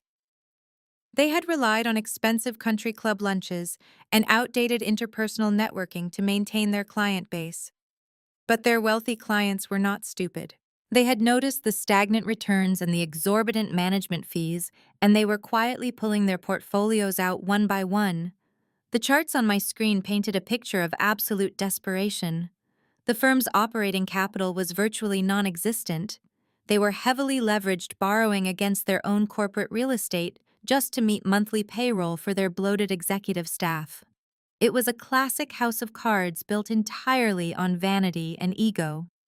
I clicked over to the liability section of the dossier, shaking my head at the sheer incompetence of their risk management division. They had taken on toxic debt packages to artificially inflate their quarterly earnings, hoping to attract a buyer before the entire structure collapsed under its own weight. I looked away from the monitors and glanced out the window toward the financial district. Richard was likely sitting in his corner office right now, wearing a custom Italian suit, projecting an aura of absolute control. He probably believed that securing this anonymous buyout was a testament to his brilliant negotiating skills. He thought he was securing his wealthy retirement and protecting his golden legacy. He thought he had outsmarted the market. I turned my attention back to the glowing screen, feeling the immense weight of the power I now wielded. I did not just hold the keys to his company. I held the keys to his pride, his reputation, and his entire identity. If I instructed my board to pull out of the deal today, Richard's firm would publicly default by the end of the month. He would face professional disgrace and absolute financial ruin. But simply walking away was not enough. That would be too easy. I wanted to look deeper into the rotting foundation of his empire. I wanted to know exactly where the money was bleeding from. I moved my cursor over the detailed internal audit logs, preparing to dive into the individual executive trading histories. The trap was set, and I was about to find the perfect leverage to close it permanently. I clicked past the executive summary and accessed the raw data room. My proprietary algorithm was designed to automatically highlight high-risk anomalies and toxic debt structures in bright red. When the screen finally loaded, my entire secondary monitor immediately flashed with a sea of crimson text. The volume of flagged transactions was so massive that for a brief second I genuinely thought my software had glitched. I tapped the keyboard to filter the data, isolating the firm's trading history over the past 24 months to see exactly where the bleeding had started. The financial decay was not evenly distributed across the company. Richard's personal client portfolio was slowly bleeding out from pure negligence and outdated market strategies, but it was not the source of the catastrophic debt. His trades were conservative, just incredibly lazy and out of touch. No, the real devastation was concentrated entirely within a single aggressively managed division: the Department of Alternative Investments. I pulled up the personnel file attached to that specific division. A high-resolution corporate headshot filled the screen. It was Andre wearing a smug, confident smile and the exact same custom-tailored tuxedo he had worn while screaming at me in the country club parking lot just hours ago. My father had apparently promoted him to senior vice president of alternative investments just 2 years ago. It was a blatant display of absolute nepotism, placing a man with zero actual financial talent in charge of the firm's most liquid assets simply because he married the golden child. I began pulling apart Andre's trading history piece by piece. It was an absolute slaughterhouse. He had taken millions of dollars in firm capital and poured it into highly speculative, volatile offshore markets. He was chasing massive, unrealistic yields to prove to Richard and the rest of the partners that he was a Wall Street genius. He had bought heavily into unregulated commercial real estate trusts right before the market completely tanked. When those investments began to fail, a competent broker would have cut their losses, reported the hit to the board, and accepted the professional consequences. But Andre possessed the lethal combination of massive ego and profound incompetence. Instead of admitting defeat, he had doubled down. He started trading on massive margins, borrowing heavily against the firm's own operational capital to make even riskier bets, hoping a lucky strike would magically wipe out his previous losses. I scrolled down to the third quarter projections, and my breath actually hitched in my throat. He had not just lost the firm's money. When the margin calls came due, he had quietly utilized the legacy portfolios of my father's oldest, wealthiest clients as collateral to secure high-interest mezzanine loans from unregulated private lenders. It was a catastrophic breach of fiduciary duty. It was not just bad business, it was a federal crime. If the Securities and Exchange Commission ever caught wind of this, Andre would be facing decades in federal prison, and Richard's firm would be dismantled by the government before sunset. The pieces of the puzzle slammed into place with crystal clarity. I leaned back in my chair, staring at the damning red numbers reflecting in the glass of my office window. This was exactly why Simone had cornered me in the coffee shop this morning. The $300,000 bridge loan she had practically begged me to co-sign had absolutely nothing to do with a new property flip. Andre was desperately trying to scrape together outside cash to make the minimum interest payments on his illegal loans. He was trying to keep the private lenders from seizing the firm's assets right before the corporate buyout went through. They were completely terrified. They knew that whoever bought this company would eventually conduct a forensic audit and discover the massive crater Andre had blown into the floor. They were just praying they could finalize the sale, cash out their executive equity, and vanish before the new owners realized they had purchased a ticking time bomb. The diamond tennis bracelet Simone had been wearing at the cafe, the leased sports cars Andre flaunted at family dinners, all of it was funded by defrauding elderly clients and leveraging stolen capital. I felt a cold, sharp laugh bubble up in my chest, filling the quiet penthouse office. Richard genuinely believed he was a master negotiator, walking away with a golden parachute. He had spent his entire life lecturing me about responsibility and hard work, while completely ignoring the fact that his hand-picked golden son-in-law was actively robbing him blind. Richard's arrogance had blinded him to the rot inside his own house. He was so busy trying to crush my spirit and control my life that he never bothered to verify his own company's ledger. I selected the most damning transaction logs, the ones clearly showing Andre transferring client collateral to cover his personal margin calls. I dragged them into a separate, highly encrypted folder on my desktop. I labeled the folder simply Leverage. This was no longer just a corporate acquisition, it was an execution. I did not just hold the power to fire them or bankrupt them. I held their actual physical freedom in the palm of my hand. If I wanted to, I could send these files anonymously to the federal authorities right now. But that would be too quick. That would deny me the satisfaction of looking them in the eye when the absolute reality of their situation finally crushed them. They needed to believe they were winning right up until the very last second. They needed to feel the absolute security of their fake wealth before I pulled the floor completely out from under them. I closed the audit logs and cleared my screen, returning my monitors to their standard neutral display. I picked up my phone, which had remained blissfully quiet since I blocked their numbers. I knew exactly what my next move had to be. Patricia and Richard were not going to simply let my absence tonight slide. By refusing to show up and beg for my apartment, I was denying them their favorite form of entertainment. They would inevitably try to force a confrontation on neutral ground to assert their dominance one last time before their supposed corporate buyout made them completely untouchable. I was going to let them set their little trap, because I was bringing a wrecking ball to their tea party. It only took 48 hours for my mother to make her next move. Since I had permanently blocked her primary number, she was forced to bypass my phone entirely and send a message to an incredibly old email address I had not actively used since my college days. The subject line was simply a mother's plea. The email itself was an absolute masterpiece of emotional manipulation. Patricia claimed she was deeply heartbroken over the sudden rift in our family. She wrote that she had not slept in days and that she wanted to meet me for a private one-on-one dinner at a quiet French bistro downtown. She promised there would be no arguing and no demands. She insisted it would just be a mother and a daughter trying to heal their fractured relationship over a warm meal. I knew the moment I read the first sentence that it was a trap.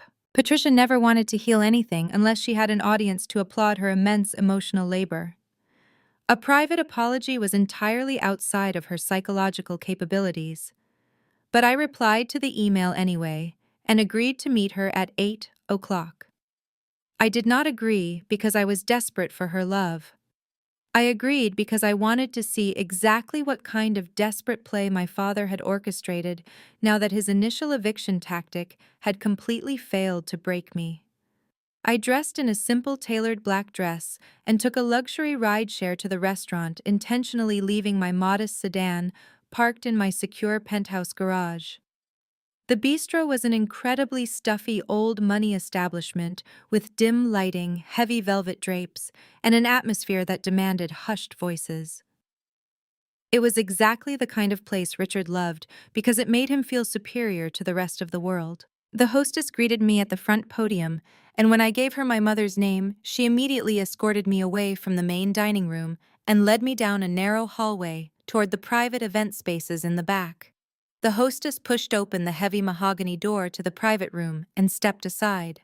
I walked in and was not surprised in the absolute slightest to see that it was not a cozy table set for two. It was a large rectangular dining table set for six. Patricia sat near the center, casually sipping a glass of expensive red wine, her face arranged into a mask of solemn disappointment. Richard sat at the head of the table, radiating absolute authoritarian dominance. Across from my mother sat Simone and Andre. Simone wore a smug, victorious smile, clearly thrilled that they had managed to corner me. Andre sat next to her, trying to look intimidating, but I could clearly see the dark, heavy circles under his eyes and the slight, nervous tremor in his hands when he reached for his water glass. The crushing weight of his impending federal crimes and his massive margin calls was actively eating him alive from the inside out. Next to my father sat a fifth person. He was a slightly balding man, wearing a cheap gray suit and clutching a thick leather briefcase on his lap. It was Mr. Caldwell, a mid-level family lawyer that Richard occasionally used for minor estate planning and bullying local contractors. The ambush was perfectly set. "Sit down, Jada," my father commanded. He did not say hello. He did not offer a pleasantry. He launched straight into his monologue, treating me like a delinquent employee rather than a human being. "We are completely done playing these childish games with you." I walked over to the empty chair at the far end of the table, directly opposite my father. I sat down smoothly, crossing my legs and folding my hands neatly in my lap. I did not look at the menus. I simply looked at each of them, allowing the silence to stretch out until the tension in the room became incredibly thick. "I must say, Patricia," I began, directing my voice solely at my mother. "When you said you wanted a private mother-daughter dinner, I did not realize you were bringing the entire board of directors." My mother let out a heavy theatrical sigh and set her wineglass down. "I tried to be gentle with you, Jada," she said, her voice dripping with fake sorrow. "I really did. But your behavior this week has been entirely unhinged. You humiliated your sister in a public coffee shop, throwing a violent tantrum.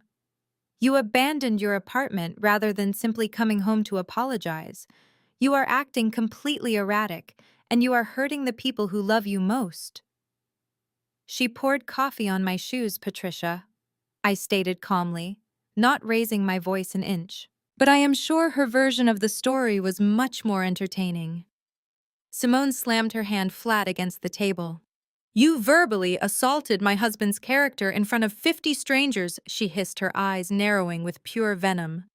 You are deeply unstable, Jada.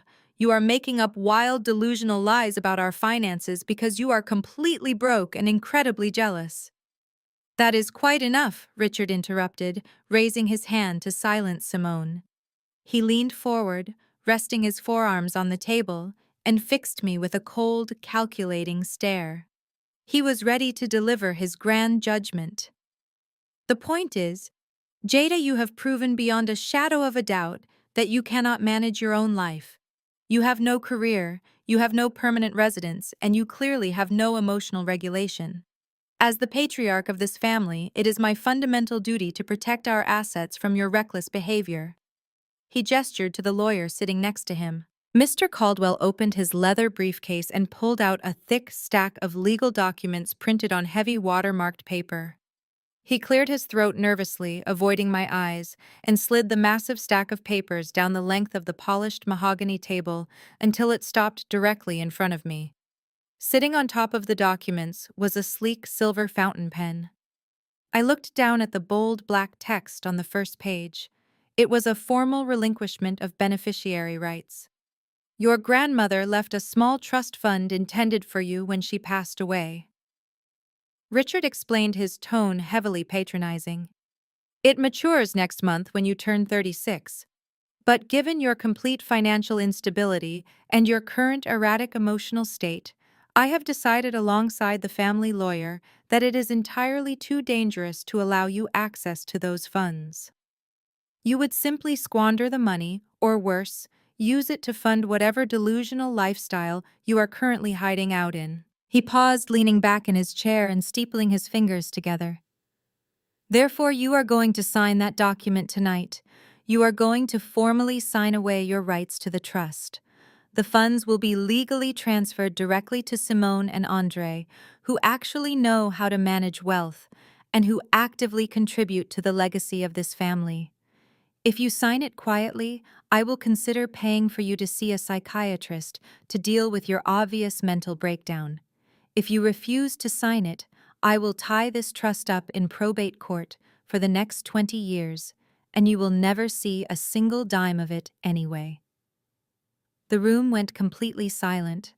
Patricia took another sip of her wine, watching me closely.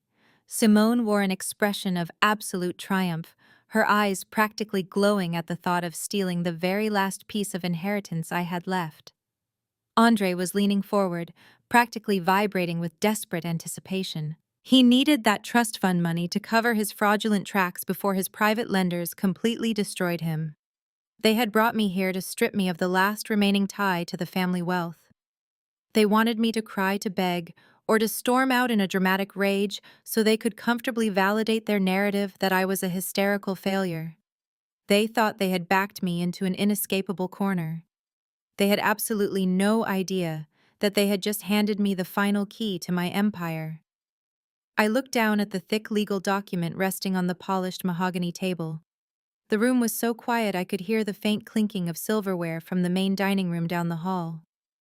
Mr. Caldwell, the nervous family lawyer, watched my hands closely, as if he expected me to flip the table or tear the papers to shreds. Richard sat back in his chair, his arms crossed over his chest, waiting for the inevitable emotional explosion he had spent his entire life conditioning me to have. Simone had her phone resting on her lap, likely ready to secretly record my breakdown so she could play it for her country club friends the next morning. I reached out and picked up the heavy silver fountain pen. I did not cry. I did not scream. I did not beg my father to reconsider or plead with my mother to intervene. Instead, I felt a genuine warm smile spread across my face. It started as a small smirk and quickly grew into a soft, audible chuckle that echoed off the velvet walls of the private dining room. The sound of my laughter completely shattered the tense atmosphere. Richard frowned, his posture stiffening. Patricia looked confused, her eyes darting between me and the lawyer. Simone uncrossed her arms, leaning forward with a look of pure disgust. What exactly is so funny? Jada? My sister snapped, her voice sharp and irritated. You are losing your inheritance, and you are sitting there laughing like a lunatic. You really have completely lost your mind. I ignored her completely. I pulled the document closer to me and flipped to the signature page. I pressed the nib of the fountain pen against the heavy watermarked paper and signed my name in a smooth, fluid motion. I did not hesitate. I did not ask to read the fine print. I simply signed away my rights to my grandmother's trust, dating the document and pushing it right back across the table toward Mr. Caldwell. The lawyer blinked in absolute shock. He had clearly been briefed by my father to prepare for a massive legal battle. He slowly reached out and pulled the document toward him, checking the signature to ensure I had not just drawn a line through it. He looked up at Richard and gave a small, stiff nod, confirming that the relinquishment was fully executed and legally binding. Richard let out a heavy breath of air, a smug, victorious grin spreading across his face. Well, I must admit I am surprised, Jada, he said, his tone dripping with extreme condescension. I fully expected you to throw another one of your pathetic tantrums tonight, but it seems the reality of your miserable situation has finally set in. You realized you have absolutely no power here. For once in your life, you actually did the smart thing and folded. Andre let out a massive sigh of relief, practically sinking into his chair. He wiped a thin layer of sweat from his forehead. Thank God, he muttered under his breath. We can finally put that money to good use instead of letting it sit there waiting for someone who does not even appreciate the value of $1. Simone chimed in, her voice practically singing with cruel delight. It really is for the best, Jada.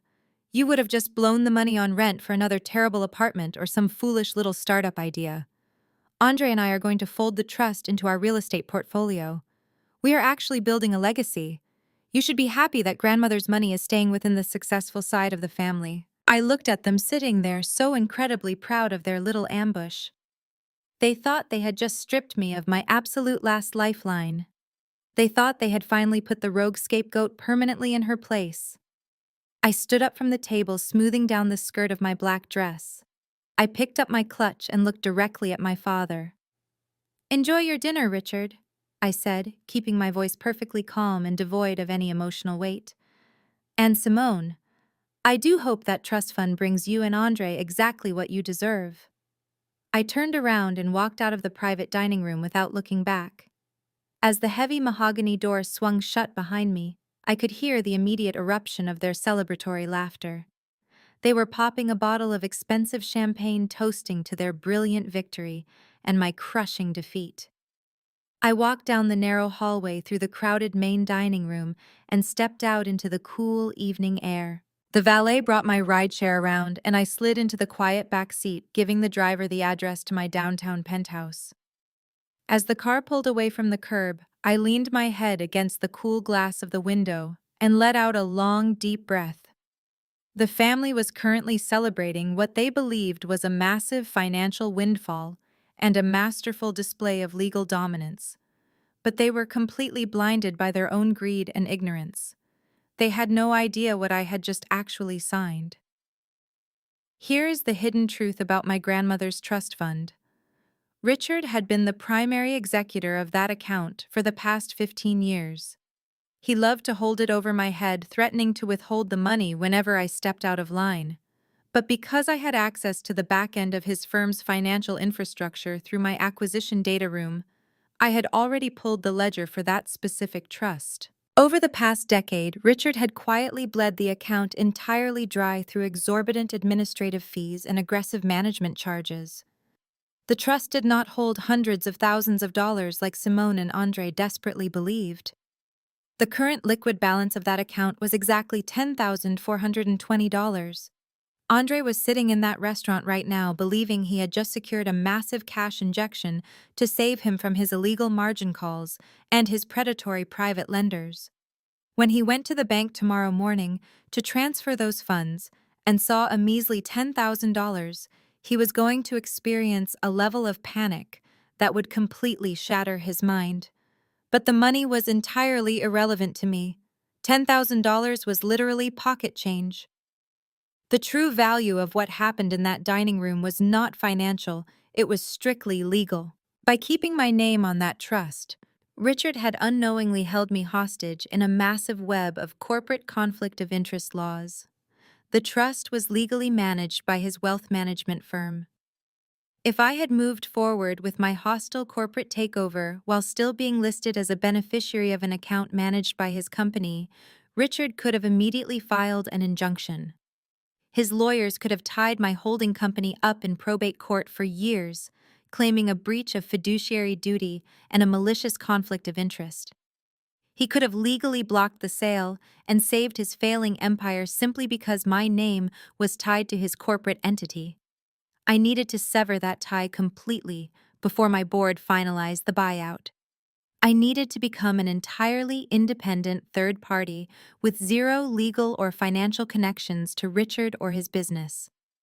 I had been trying to figure out how to quietly remove my name from the trust without tipping him off to my impending corporate attack. And then tonight, my father, in his endless arrogant need to control and punish me, had forced his own lawyer to draft the exact legal release I needed. He had paid Mr. Caldwell to notarize my absolute freedom. He had literally threatened me into signing the one document that cleared the path for me to completely destroy his life. I arrived back at my luxury high-rise and took the private elevator up to the penthouse. The city lights sparkled below me, a sprawling grid of power and money. I walked straight into my home office and woke up my computer. I opened my encrypted email client and drafted a single secure message to my lead acquisition counsel and the board of directors of my holding company. The message was incredibly brief. I attached a scanned copy of the legal relinquishment I had just signed, taking a photo of it with my phone before sliding it back across the table to Mr. Caldwell. Below the attachment, I typed a single sentence. All conflicts of interest have been legally severed. You are officially authorized to finalize the buyout of the target firm immediately. I hit send and watched the progress bar disappear across the screen. The trap was no longer just set. The spring had been completely released. Tomorrow morning, Richard would wake up believing he had finally broken his useless daughter. But by the end of the week, he would be standing in a boardroom staring directly down the barrel of my corporate gun. The morning sun was climbing over the Boston skyline when my secure workstation emitted a sharp, high-pitched chime. It was not a standard email notification. It was the emergency alert from my proprietary predictive algorithm. I set my coffee mug down and focused on the primary monitor. The screen was pulsing with a bright red warning banner. My holding company was in the final 24 hours of the acquisition process, and my software was actively mirroring the real-time financial ledgers of my father's firm. I opened the alert. The system had just flagged a massive unauthorized transfer originating from the Department of Alternative Investments. The digital fingerprint belonged to Andre. I leaned forward, bringing up the transaction history. I could almost picture the absolute state of sheer panic Andre must have been in this morning. I knew exactly how his day had started. He would have woken up early, practically vibrating with excitement, rushing to his private bank to transfer the funds from my grandmother's trust. He probably had his creditors on hold, ready to pay off his massive high-interest debts. And then the bank teller would have handed him a slip of paper showing a balance of barely $10,000 instead of the hundreds of thousands he and Simone had arrogantly anticipated. The realization that his grand bailout was a complete illusion must have broken him. With the anonymous corporate buyout scheduled to close tomorrow, Andre was completely out of time and out of options. If the new owners took possession of the firm while his massive margin calls were still outstanding, his embezzlement would be immediately discovered. He would be fired, sued, and likely imprisoned. Desperation breeds spectacular stupidity, and Andre was currently proving that rule on a multi-million-dollar scale. I watched the live data stream as he frantically attempted to cover his tracks. He was initiating a sequence of complex wire transfers, hoping to obfuscate the origin of the funds. He was moving $3.2 million out of the escrow accounts belonging to my father's most senior clients. He was rerouting that stolen capital through a maze of offshore shell companies and then funneling it right back into the firm's primary operational accounts. His goal was twofold. First, he was trying to artificially inflate the company's liquid asset column to make the firm look incredibly profitable right before the final acquisition audit. Second, he was skimming just enough off the top to quietly pay down his illegal mezzanine loans, hoping the incoming private equity executives would simply overlook the missing client funds during the chaotic transition of ownership. It was a bold, desperate move that might have worked 20 years ago when Richard first built the firm using paper ledgers and handshake agreements. But Andre was not dealing with analog accountants. He was dealing with a machine learning algorithm that I had specifically designed to hunt down and expose this exact type of corporate fraud. My software tracked the $3.2 million through every single digital shell company, stripping away the fake routing numbers and offshore proxies in real time. It mapped the entire fraudulent network, visualizing it on my screen as a glowing red web of federal crimes. I did not even have to lift a finger to build the case against him. The algorithm was automatically compiling the Internet Protocol addresses, the exact timestamps, and the digital authorization signatures, proving that Andre was the sole architect of the embezzlement. I sat back in my chair watching the final transfer clear. He actually did it. He had just committed textbook wire fraud across international lines. I pressed a button on my keyboard, exporting the entire forensic audit into a heavily encrypted document. This was no longer just a case of poor financial management or gross negligence. This was a direct violation of federal securities law. By moving those specific client funds without authorization, Andre had guaranteed himself a minimum sentence in a federal penitentiary. And the most beautiful part of the entire situation was that Richard was completely oblivious. My father was the senior managing partner of the firm. He was legally responsible for the fiduciary conduct of his executives. By failing to supervise his own son-in-law and allowing $3 million of client capital to be stolen right under his nose, Richard was legally complicit. The Securities and Exchange Commission would not just strip Andre of his license, they would dismantle Richard's entire legacy, fine him into absolute oblivion, and ban him from the financial sector for the rest of his natural life. My phone buzzed on the desk. It was a secure text message from my lead acquisition counsel. The message read, "The board has unanimously approved the final buyout terms. We are ready to execute the hostile takeover, awaiting your final command." I looked at the glowing red data on my screen, holding the absolute destruction of my toxic family in a single encrypted file. They had spent 35 years calling me useless. They had treated me like a disposable burden, mocking my ambitions, and trying to break my spirit for their own twisted amusement. Just last night, they had clinked their expensive champagne glasses, celebrating what they thought was my ultimate defeat. I picked up my phone and typed a quick response to my legal team. The response read, "Initiate the final phase. Schedule an emergency shareholder meeting at their headquarters for tomorrow morning at 9 o'clock sharp. I will be attending in person." I locked my workstation and stood up from the desk. The meticulous planning, the silent endurance, the years of building my empire in the shadows had all culminated in this exact moment. Andre had just handed me the final nail for their collective coffin. Tomorrow I was going to walk into my father's precious boardroom not as his scapegoat daughter, but as the complete and undisputed owner of his entire reality. The morning of the acquisition, I did not wear my usual unassuming black sweater and comfortable slacks. Today required armor. My family worshipped physical displays of power. They bowed to luxury brands and aggressive posturing.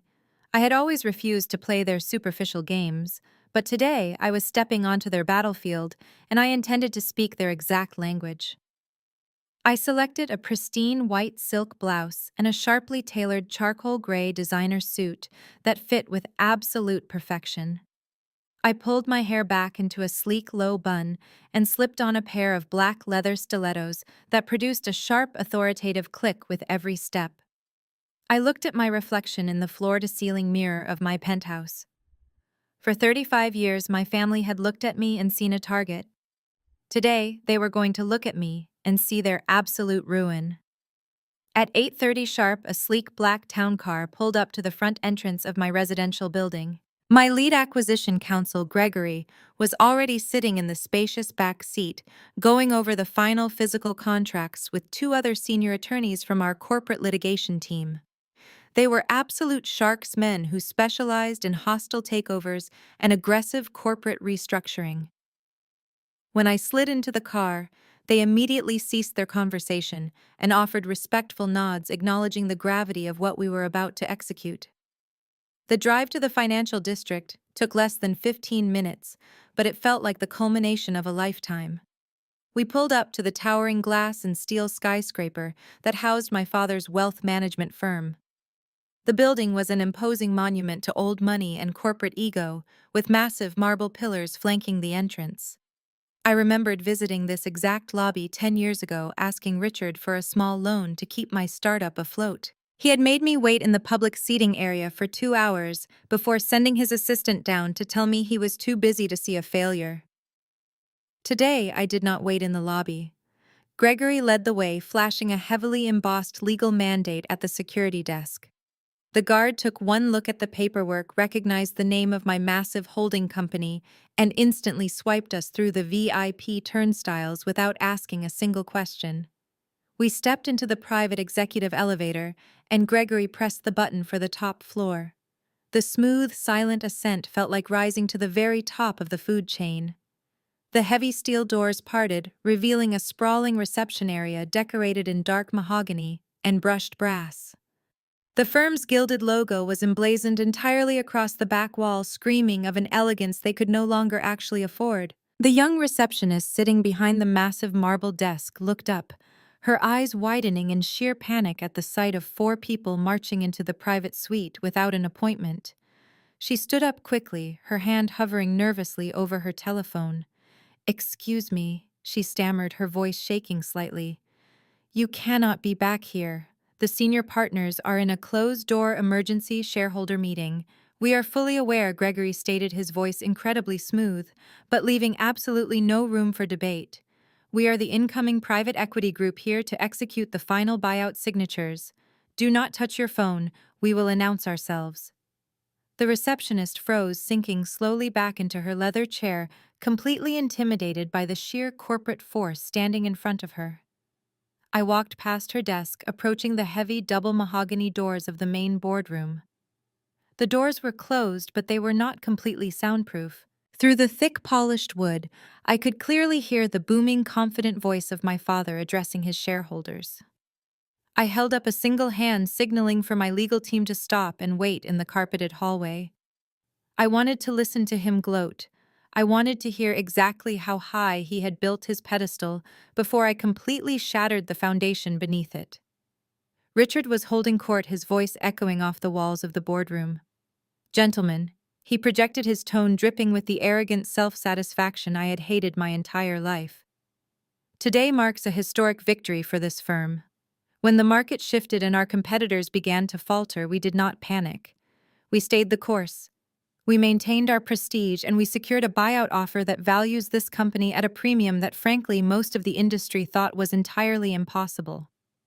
A low murmur of agreement and polite applause echoed from the men inside the room. They were completely unaware that the premium valuation Richard was bragging about was entirely based on my algorithm actively hiding their massive catastrophic debts until I was ready to expose them. They thought they were cashing out. They had no idea they were simply walking into a trap. I want to take a special moment to recognize the incredible work of our Senior Vice President of Alternative Investments. Richard continued, the immense pride in his voice making my stomach turn. "Andre has navigated incredibly complex offshore markets over the past 48 hours, ensuring our liquid assets reflect the absolute maximum value for the incoming buyers. His strategic mind is a massive asset to this family and to this corporate board." The sheer irony was staggering. Richard was publicly praising the man who had secretly embezzled over $3 million from their most senior clients just 12 hours ago. Andre had committed massive federal wire fraud to artificially pump up those liquid asset numbers, and Richard was currently claiming it as a brilliant corporate strategy. I could picture Andre sitting at that table sweating through his custom suit, his heart pounding out of his chest, desperately hoping the faceless private equity buyers would just sign the checks and let him escape before the federal authorities noticed the missing millions. We even took steps last night to consolidate some outstanding family trusts, ensuring that our legacy capital remains securely in the hands of those who truly understand the value of our work. Richard added, subtly referencing the legal document he had forced me to sign. We have eliminated all liabilities and completely streamlined our portfolio. He was actually bragging about stripping me of my inheritance. He was using his cruelty toward his own daughter as a talking point to prove his ruthless business acumen to his partners. We are about to sign the internal resolutions formally approving the transfer of ownership. Richard announced, the sound of thick paper shuffling indicating the documents were being passed around the long mahogany table. Once these resolutions are signed, the incoming private equity group will wire the funds, and we will all walk away substantially wealthier than we were yesterday. This is our legacy, gentlemen. This is what absolute success looks like.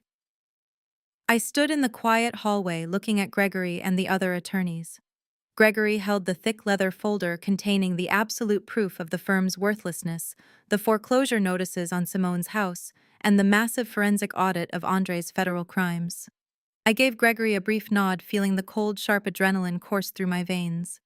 The trap was perfectly set, and the audience was completely captive. My father had just confidently delivered his own professional eulogy. I reached out and wrapped my hands around the polished brass handles of the heavy boardroom doors, preparing to show them exactly what absolute success really looked like. I pushed down on the heavy brass handles and forced the double doors wide open. They swung inward with a heavy thud that instantly silenced the entire room.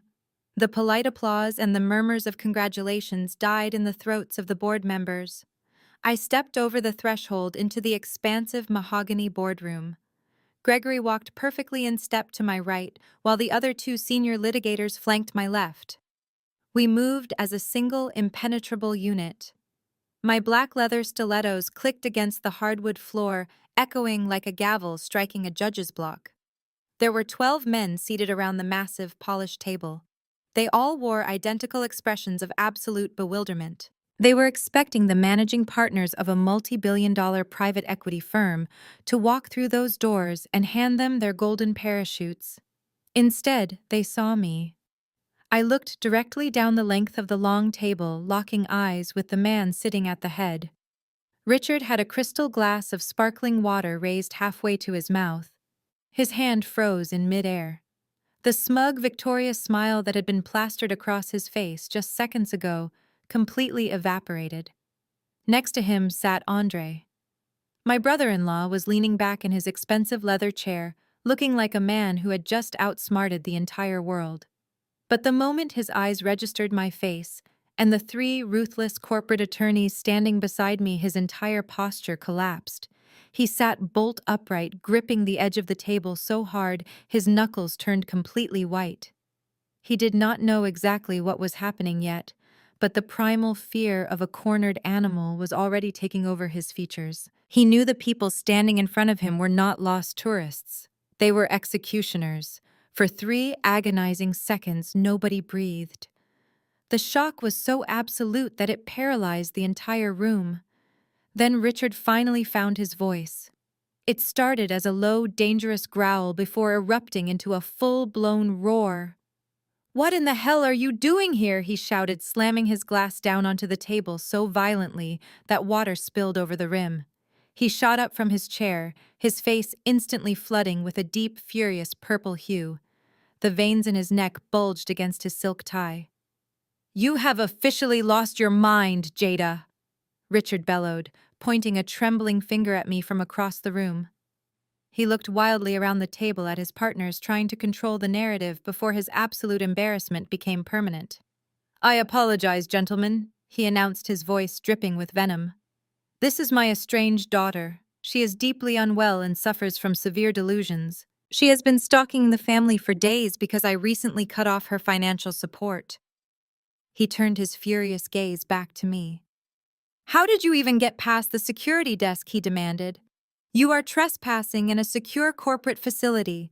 You think you can just barge into the most important meeting of my entire career to throw another one of your pathetic tantrums. I gave you a chance to apologize last night and you threw it away.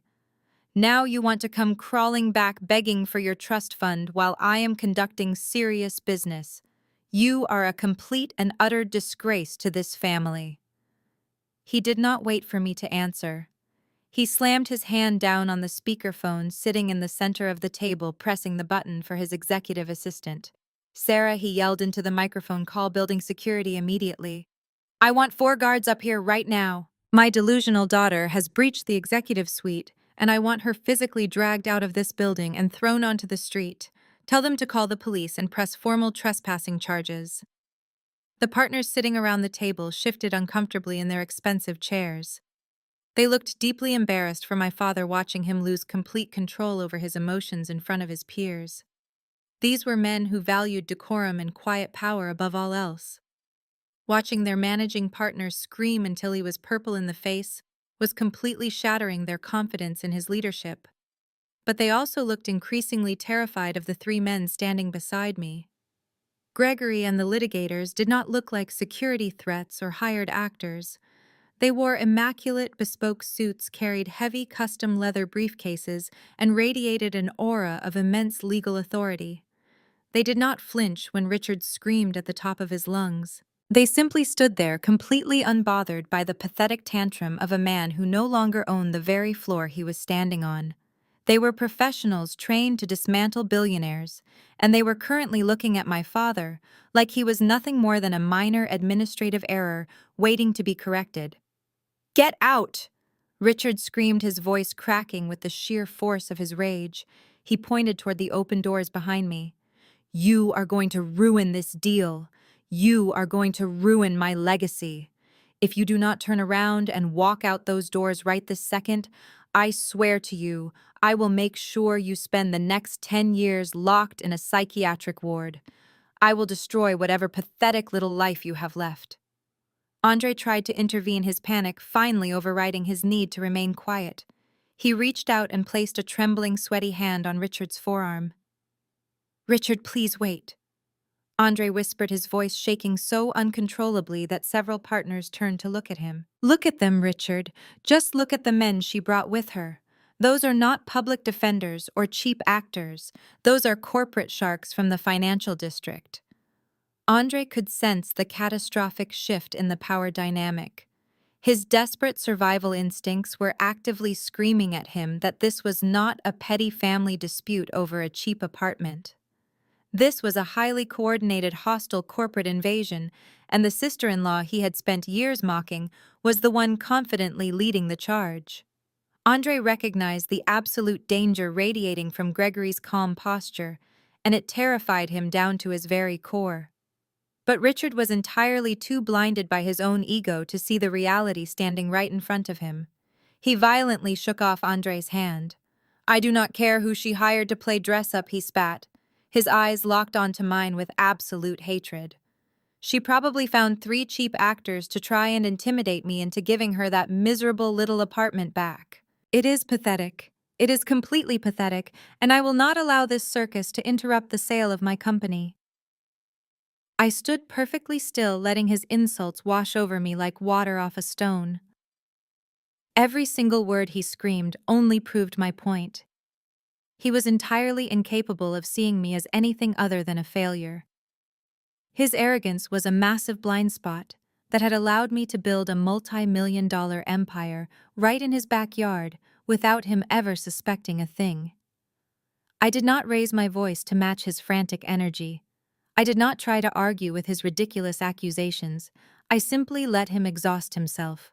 I took 2 deliberate steps forward, separating myself from my legal team and stepping right up to the edge of the massive mahogany table. The room was so tense that my simple movement caused 2 of the senior partners to physically recoil in their chairs. I rested my hands flat on the polished wood, looking directly into my father's purple, furious face. I allowed a long, heavy silence to stretch between us, ensuring that every single man in that room was hanging on my next words. Cancel the call to security, Richard. I said, my voice low, smooth, and carrying the absolute authority of a woman who owned the entire building. You are not going to have me thrown out. You are going to sit back down in your chair, close your mouth, and listen very carefully to what I have to say. Because if you say one more disrespectful word to me, I will fire you before you even have the chance to sit down. Richard scoffed, his face twisting into a sneer of pure disbelief. Fire me, he repeated the word sounding absolutely absurd in his mouth. You do not even work here. You do not even have a job. You live in a crumbling apartment and beg for handouts. You cannot fire anyone. Gregory stepped forward, unlatching the brass clasps of his heavy leather briefcase. Actually, she can, Gregory stated, his voice cutting through the heavy tension of the boardroom like a surgical blade. He reached into the briefcase and pulled out a thick stack of legal documents printed on expensive watermarked paper. He placed them gently onto the polished mahogany, sliding them directly across the massive table until they came to a perfect stop right in front of my father. Gentlemen, Gregory continued, addressing the entire room while maintaining a posture of absolute professional dominance. Allow me to formally introduce the majority shareholder and chief executive officer of the private equity holding company that is acquiring your firm today. He gestured toward me with an open hand. I strongly suggest you read the ownership structure document, Mr. Managing Partner. Richard looked down at the documents resting beneath his hands. He read the top line. I watched his eyes scan the bold print. Then he read it again. The deep, furious purple hue that had flooded his face just moments ago completely vanished, draining away so rapidly that his skin turned a sickly pale gray. His jaw went slack. He looked up at me, his mouth opening and closing several times, but his vocal cords completely failed to produce a single sound. The senior partner sitting to his immediate right leaned over, peering at the paperwork. The man gasped audibly, a sharp intake of breath that echoed loudly in the quiet room.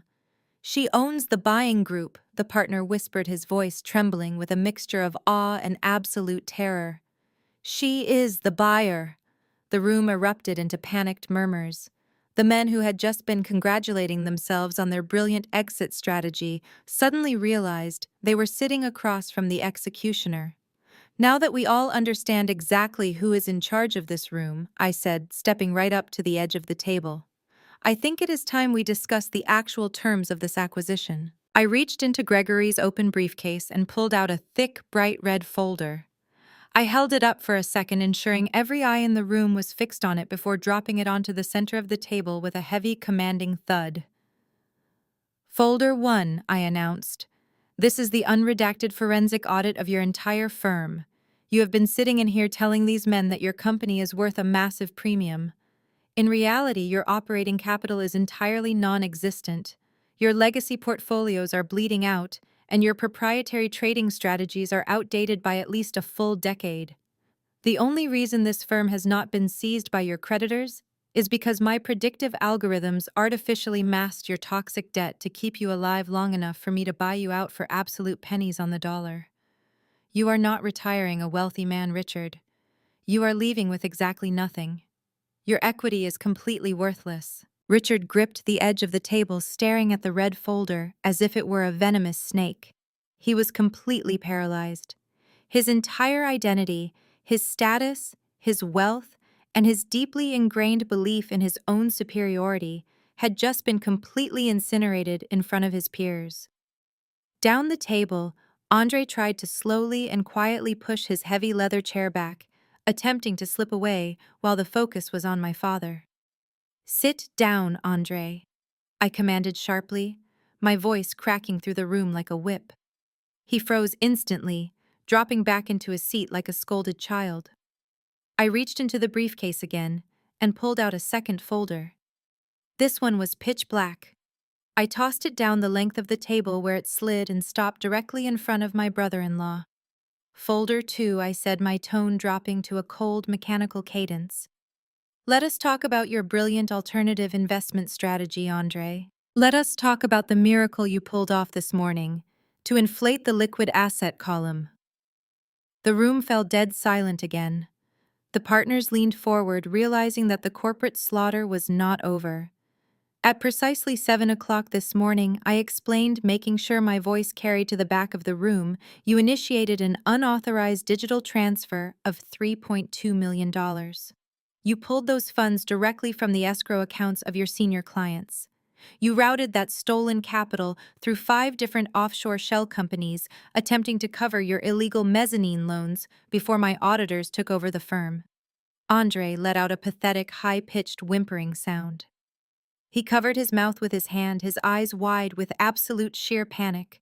The partners sitting near him physically recoiled, pushing their chairs away from him as if his crimes were a contagious disease. A massive uproar started with several executives shouting in outrage over the stolen client funds.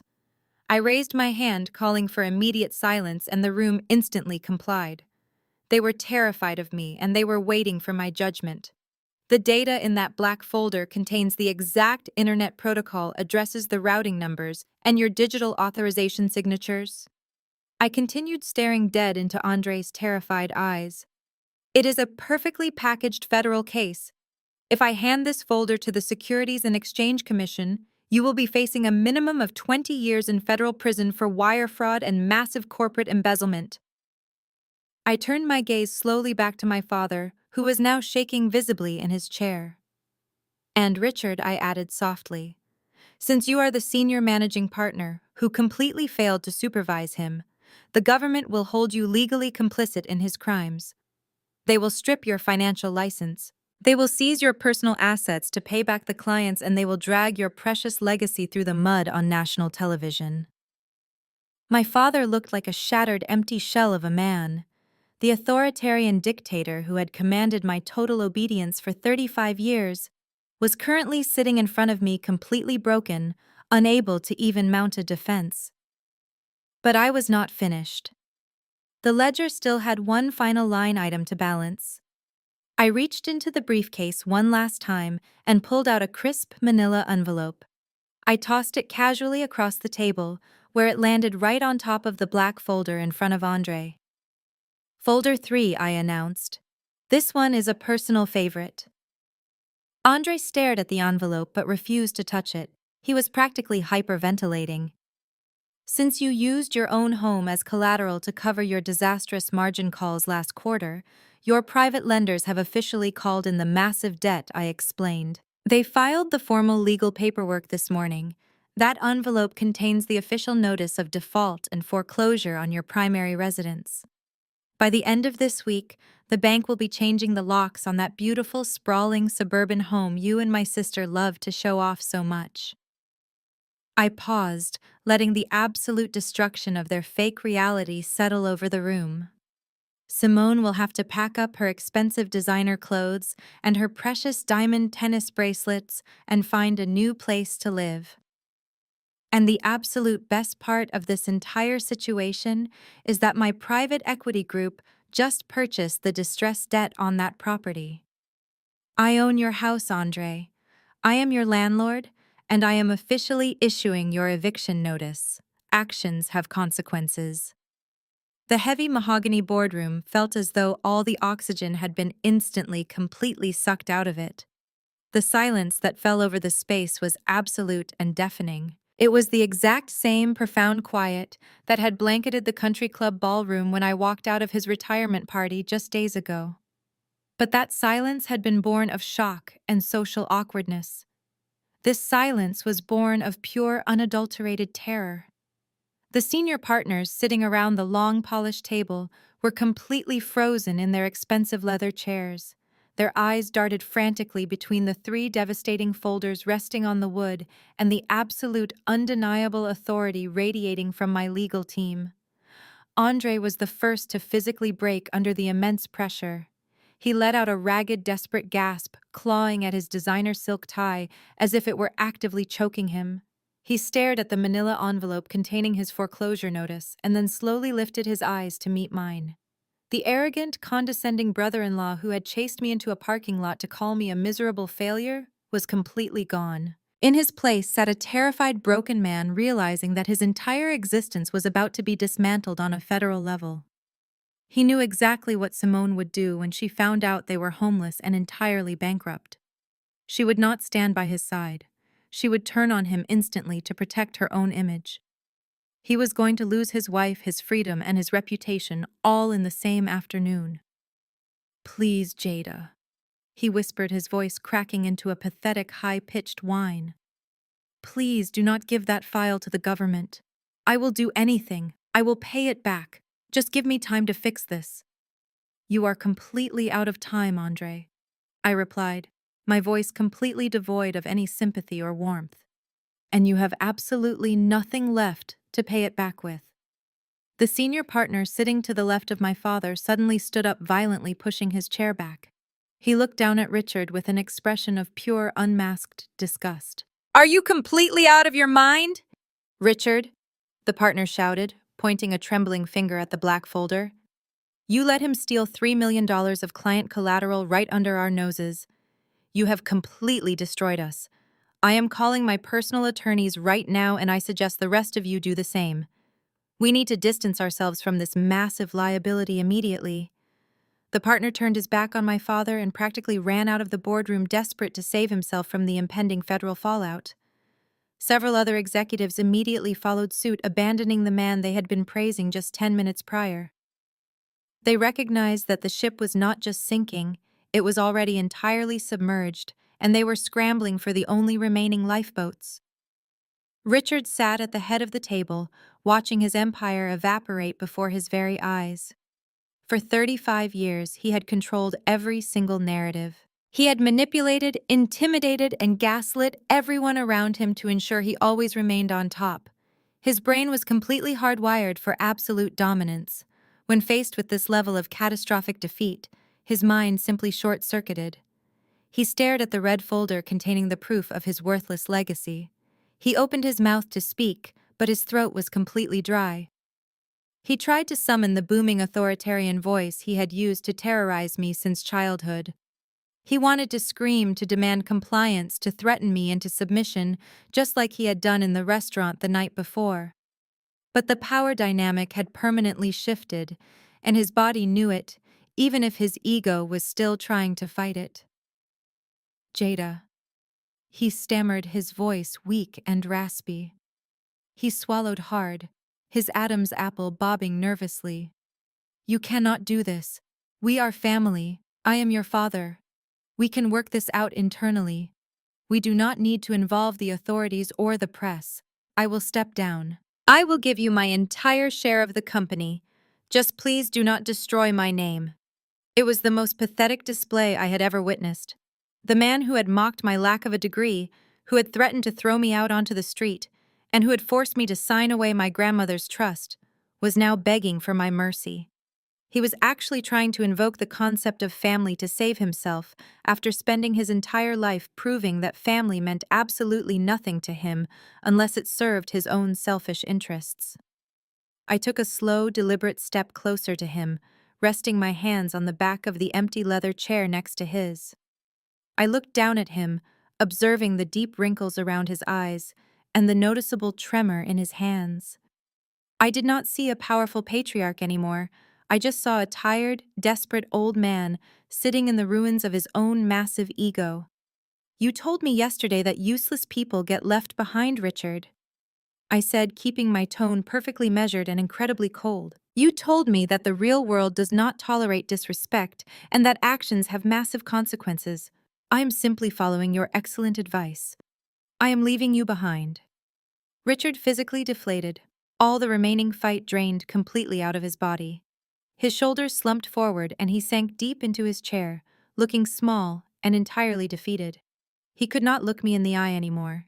He stared down at the polished mahogany table, the reality of his total destruction finally settling over him like a heavy, suffocating blanket. His legacy was gone. His wealth was gone. His freedom was entirely dependent on my next move. I stood up straight, adjusting the cuffs of my pristine white silk blouse. I looked at Andre, who was silently sobbing into his hands, and then looked back at my father one last time. I wanted to ensure that my final words to him would echo in his mind for the rest of his miserable life. You were right, Richard, I said, my voice ringing crystal clear through the dead silence of the boardroom. I do not have a college degree. I just have your entire life in the palm of my hand. I did not wait for a response. There was absolutely nothing left for him to say. I turned my back on the man who had spent 3 decades trying to make me feel small. I gave a brief nod to Gregory and my legal team, signaling that our work here was completely finished. We walked toward the heavy mahogany double doors, moving with the same synchronized, unstoppable precision that we had entered with. Gregory reached out and pulled the doors open, stepping aside to let me pass. As I crossed the threshold, leaving the executive suite behind, I did not look back. I walked away from their toxic reality, leaving them completely trapped in the massive, beautiful nightmare they had spent their entire lives building for themselves. The absolute power of my silence was the only closure I would ever need. 3 months passed since the heavy mahogany doors of the boardroom closed behind me. Winter had settled over Boston, bringing a bitter cold that matched the exact reality my family was now forced to live in. The corporate acquisition of my father's firm was finalized within 48 hours of that fateful meeting. I completely dissolved the executive board, liquidated the physical assets, and integrated the remaining viable client portfolios into my own holding company. The gilded logo was ripped off the wall of the financial district skyscraper and replaced with completely empty space.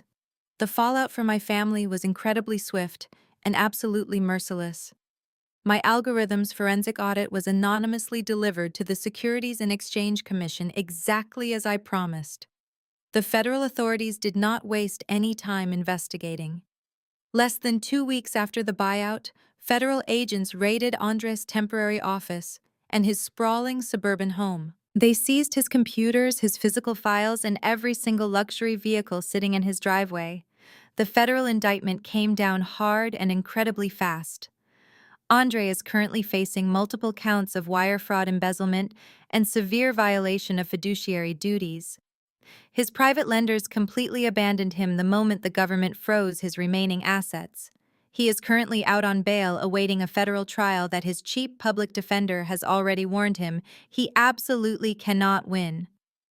The man who used to mock my lack of a degree and scream at me in country club parking lots is now staring down the barrel of a 15-year mandatory minimum sentence in a federal penitentiary. The stress has completely aged him. I read in a local business blog that his assets are entirely depleted and he is struggling to even pay the daily fees for his ankle monitor. And then there is Simone. When the bank formally foreclosed on their house, my holding company officially took possession of the property. I did not give them a standard 30-day notice. I gave them exactly 72 hours to vacate the premises. Simone had to pack her expensive designer clothes and her precious diamond tennis bracelets into cheap cardboard boxes, while the wealthy neighbors she had spent years trying to impress watched from across the street. The repo men arrived the very next morning to tow away her leased luxury SUV because Andre had completely defaulted on those payments as well. With Andre's accounts frozen and their credit completely destroyed, Simone was forced to face the real world she used to lecture me about. She could no longer rely on nepotism or offshore accounts. She currently works at a mid-tier retail clothing store in a suburban shopping mall far outside the city limits. I know this because one of my junior analysts saw her there last week while shopping for a holiday gift. According to the report, Simone spends her days folding sweaters, organizing clearance racks, and dealing with incredibly demanding customers, while standing on her feet for 8 hours a shift. The golden child who believed she was entirely superior to the working class is now completely dependent on minimum wage just to afford groceries in her cramped, rented apartment. The humiliation of serving the public has completely shattered her fragile ego. My father did not fare any better. Richard was forced into an immediate, uncelebrated retirement. There were no country club speeches or crystal champagne toasts for his departure. The federal investigation into Andre's massive embezzlement directly implicated Richard for gross negligence and an absolute failure to supervise his own senior executives. To avoid a lengthy and humiliating public trial, Richard surrendered his financial licenses completely and agreed to a massive federal settlement that drained whatever personal savings he had left hidden away. He is no longer the powerful patriarch of the Boston elite. He is a total pariah in the financial sector. His wealthy golfing buddies immediately distanced themselves, canceling their Sunday tea times and completely ignoring his phone calls. The Beacon Hill Country Club formally quietly revoked his membership to avoid being associated with the ongoing federal scandal. He lost his firm, his money, and his highly guarded reputation, all in the span of a single afternoon. He and Patricia were forced to sell their massive colonial home to cover the legal fines. They now spend their days sitting in a heavily downsized rented townhouse, completely stripped of the power and influence they used to wield like a blunt weapon. Despite their absolute destruction, they still tried to reach out. They truly believed that blood gave them an unconditional pass for a lifetime of abuse and manipulation. Yesterday afternoon, my secure personal phone rang, displaying an unknown local number. I knew immediately who it was. I let the phone ring out and go straight to voicemail. When I finally sat down at my desk and listened to the recording, the sound of my mother's frantic weeping filled my quiet office. Patricia had finally been broken by the crushing weight of their new reality. Her voice was shaking, completely devoid of the smug superiority she had carried to the French bistro 3 months ago. "Jada," she sobbed into the receiver, "please pick up the phone. We are losing absolutely everything. Andre is going to prison and your father cannot even afford his heart medication this month. Simone is so depressed she can barely get out of bed to go to her awful job." She paused, taking a ragged breath before launching into her final, desperate manipulation. "We are your family, Jada. You cannot just leave us like this to rot. Please call me back. I know you have the money to fix this. I am begging you to help us. We are so incredibly sorry for everything we ever did to you. Please just come home and help your family." She cried for another 2 minutes, spinning a pathetic web of guilt and desperation. She tried to invoke the memories of my childhood, hoping to find some hidden reservoir of daughterly obligation. She wanted me to swoop in and use my massive wealth to pay Andre's legal fees, buy back Richard's reputation, and rescue Simone from the indignity of retail work. She wanted the scapegoat to magically become the savior. I sat in my quiet, warm penthouse looking out over the beautiful city skyline. I listened to the entire voicemail from start to finish. I did not feel a single ounce of guilt. I did not feel a sudden urge to rescue them. I simply felt the profound, peaceful closure of a permanently closed chapter. For 35 years, they had demanded my compliance through fear and emotional manipulation. Now they were demanding my money through manufactured tears and weaponized guilt. Nothing had actually changed. They did not love me. They only loved what my bank account could do to save them from their own terrible choices. I reached out and pressed the delete button on the screen. The recording vanished instantly, completely erased from my device and my life. I tapped the screen one more time and permanently blocked the new number, ensuring Patricia could never reach me again. There would be no grand reconciliation. There would be no tearful family reunion where all is forgiven and forgotten. Forgiveness is a gift reserved for people who actually show remorse before they are facing the absolute destruction of their own making. I placed the phone face down on my mahogany desk and opened a new corporate file on my computer. I had a multi-million-dollar empire to run, and I refused to spend another single second of my life looking backward. I had successfully excised the tumor that was my family. The bleeding had finally stopped, and the wound was permanently closed. I was entirely free. I pushed back from my desk, leaving the corporate files open on my monitor, and walked toward the massive glass doors of my office. I unlatched the heavy lock and pushed the door open, stepping out onto the wrap-around terrace of my penthouse. The bitter Boston winter wind immediately hit my face, but I did not shiver. The cold felt incredibly grounding. I walked over to the thick glass railing and rested my hands on the freezing metal, looking out over the sprawling grid of the city skyline. Below me, millions of lights flickered in the early evening darkness, representing millions of different lives and stories. Directly to my left, towering above the neighboring buildings, was the skyscraper that used to house my father's wealth management firm. The space at the very top where his massive gilded logo had proudly glowed for decades was now completely dark and empty. It was a permanent void in the skyline, a massive physical reminder of what happens when arrogance collides with absolute reality. For so many years, I used to look at that building from the tiny, drafty window of my cheap apartment and feel a crushing sense of inadequacy. I used to wonder why I was not good enough to earn a seat at their table. I agonized over what was fundamentally wrong with me that made my own parents treat me like a disposable burden while they showered my sister with endless praise and financial support. I spent my 20s desperately trying to figure out how to decode the secret language of their love.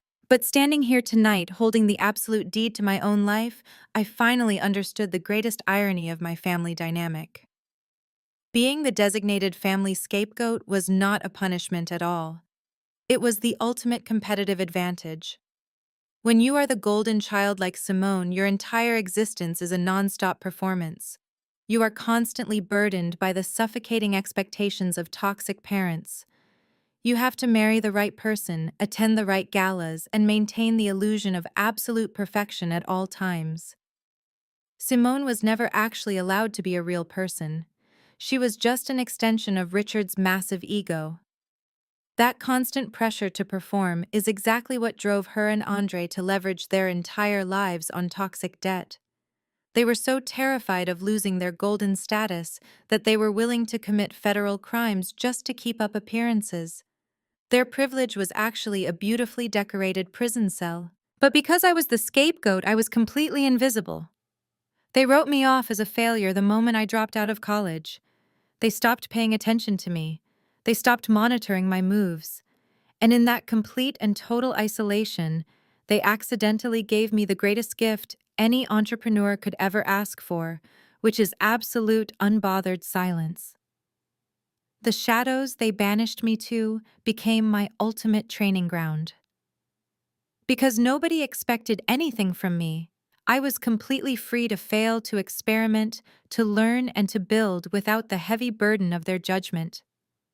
I did not have to justify my long hours or explain my complex software algorithms to people who were committed to misunderstanding me. While they were busy hosting extravagant dinner parties to show off their leased luxury cars, I was sitting in my freezing apartment, writing the code that would eventually dismantle their entire world. They thought they were burying me, but they had no idea I was a seed. Society constantly pushes the narrative that family is absolutely everything.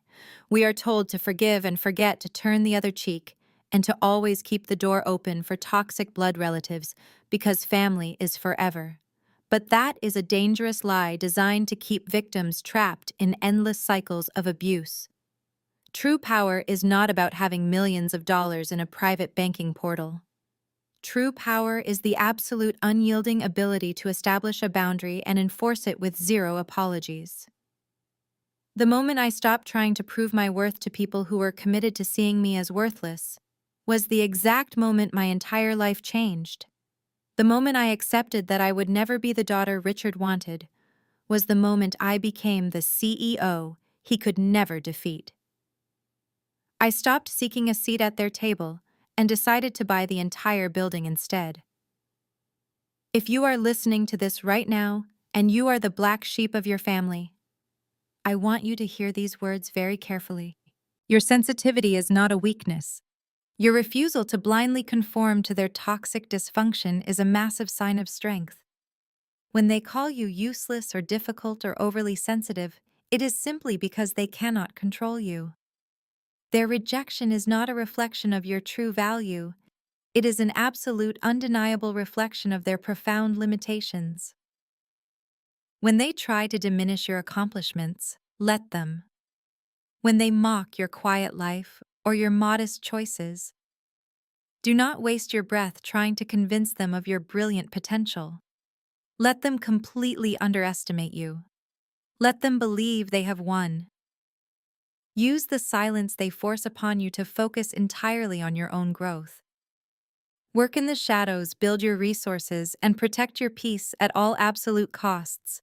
Because while they are busy talking and tearing you down, you can be quietly constructing an empire they will never have access to. Have you ever had to walk away from a toxic family member to finally find your own true worth?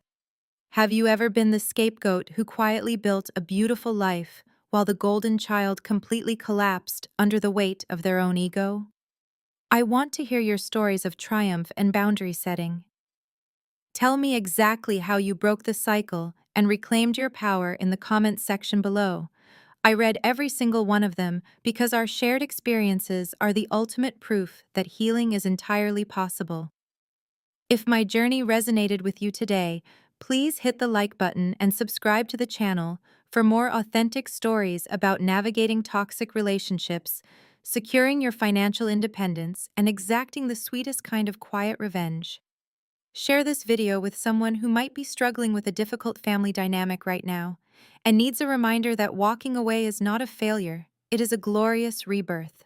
Thank you so much for being part of this journey with me tonight.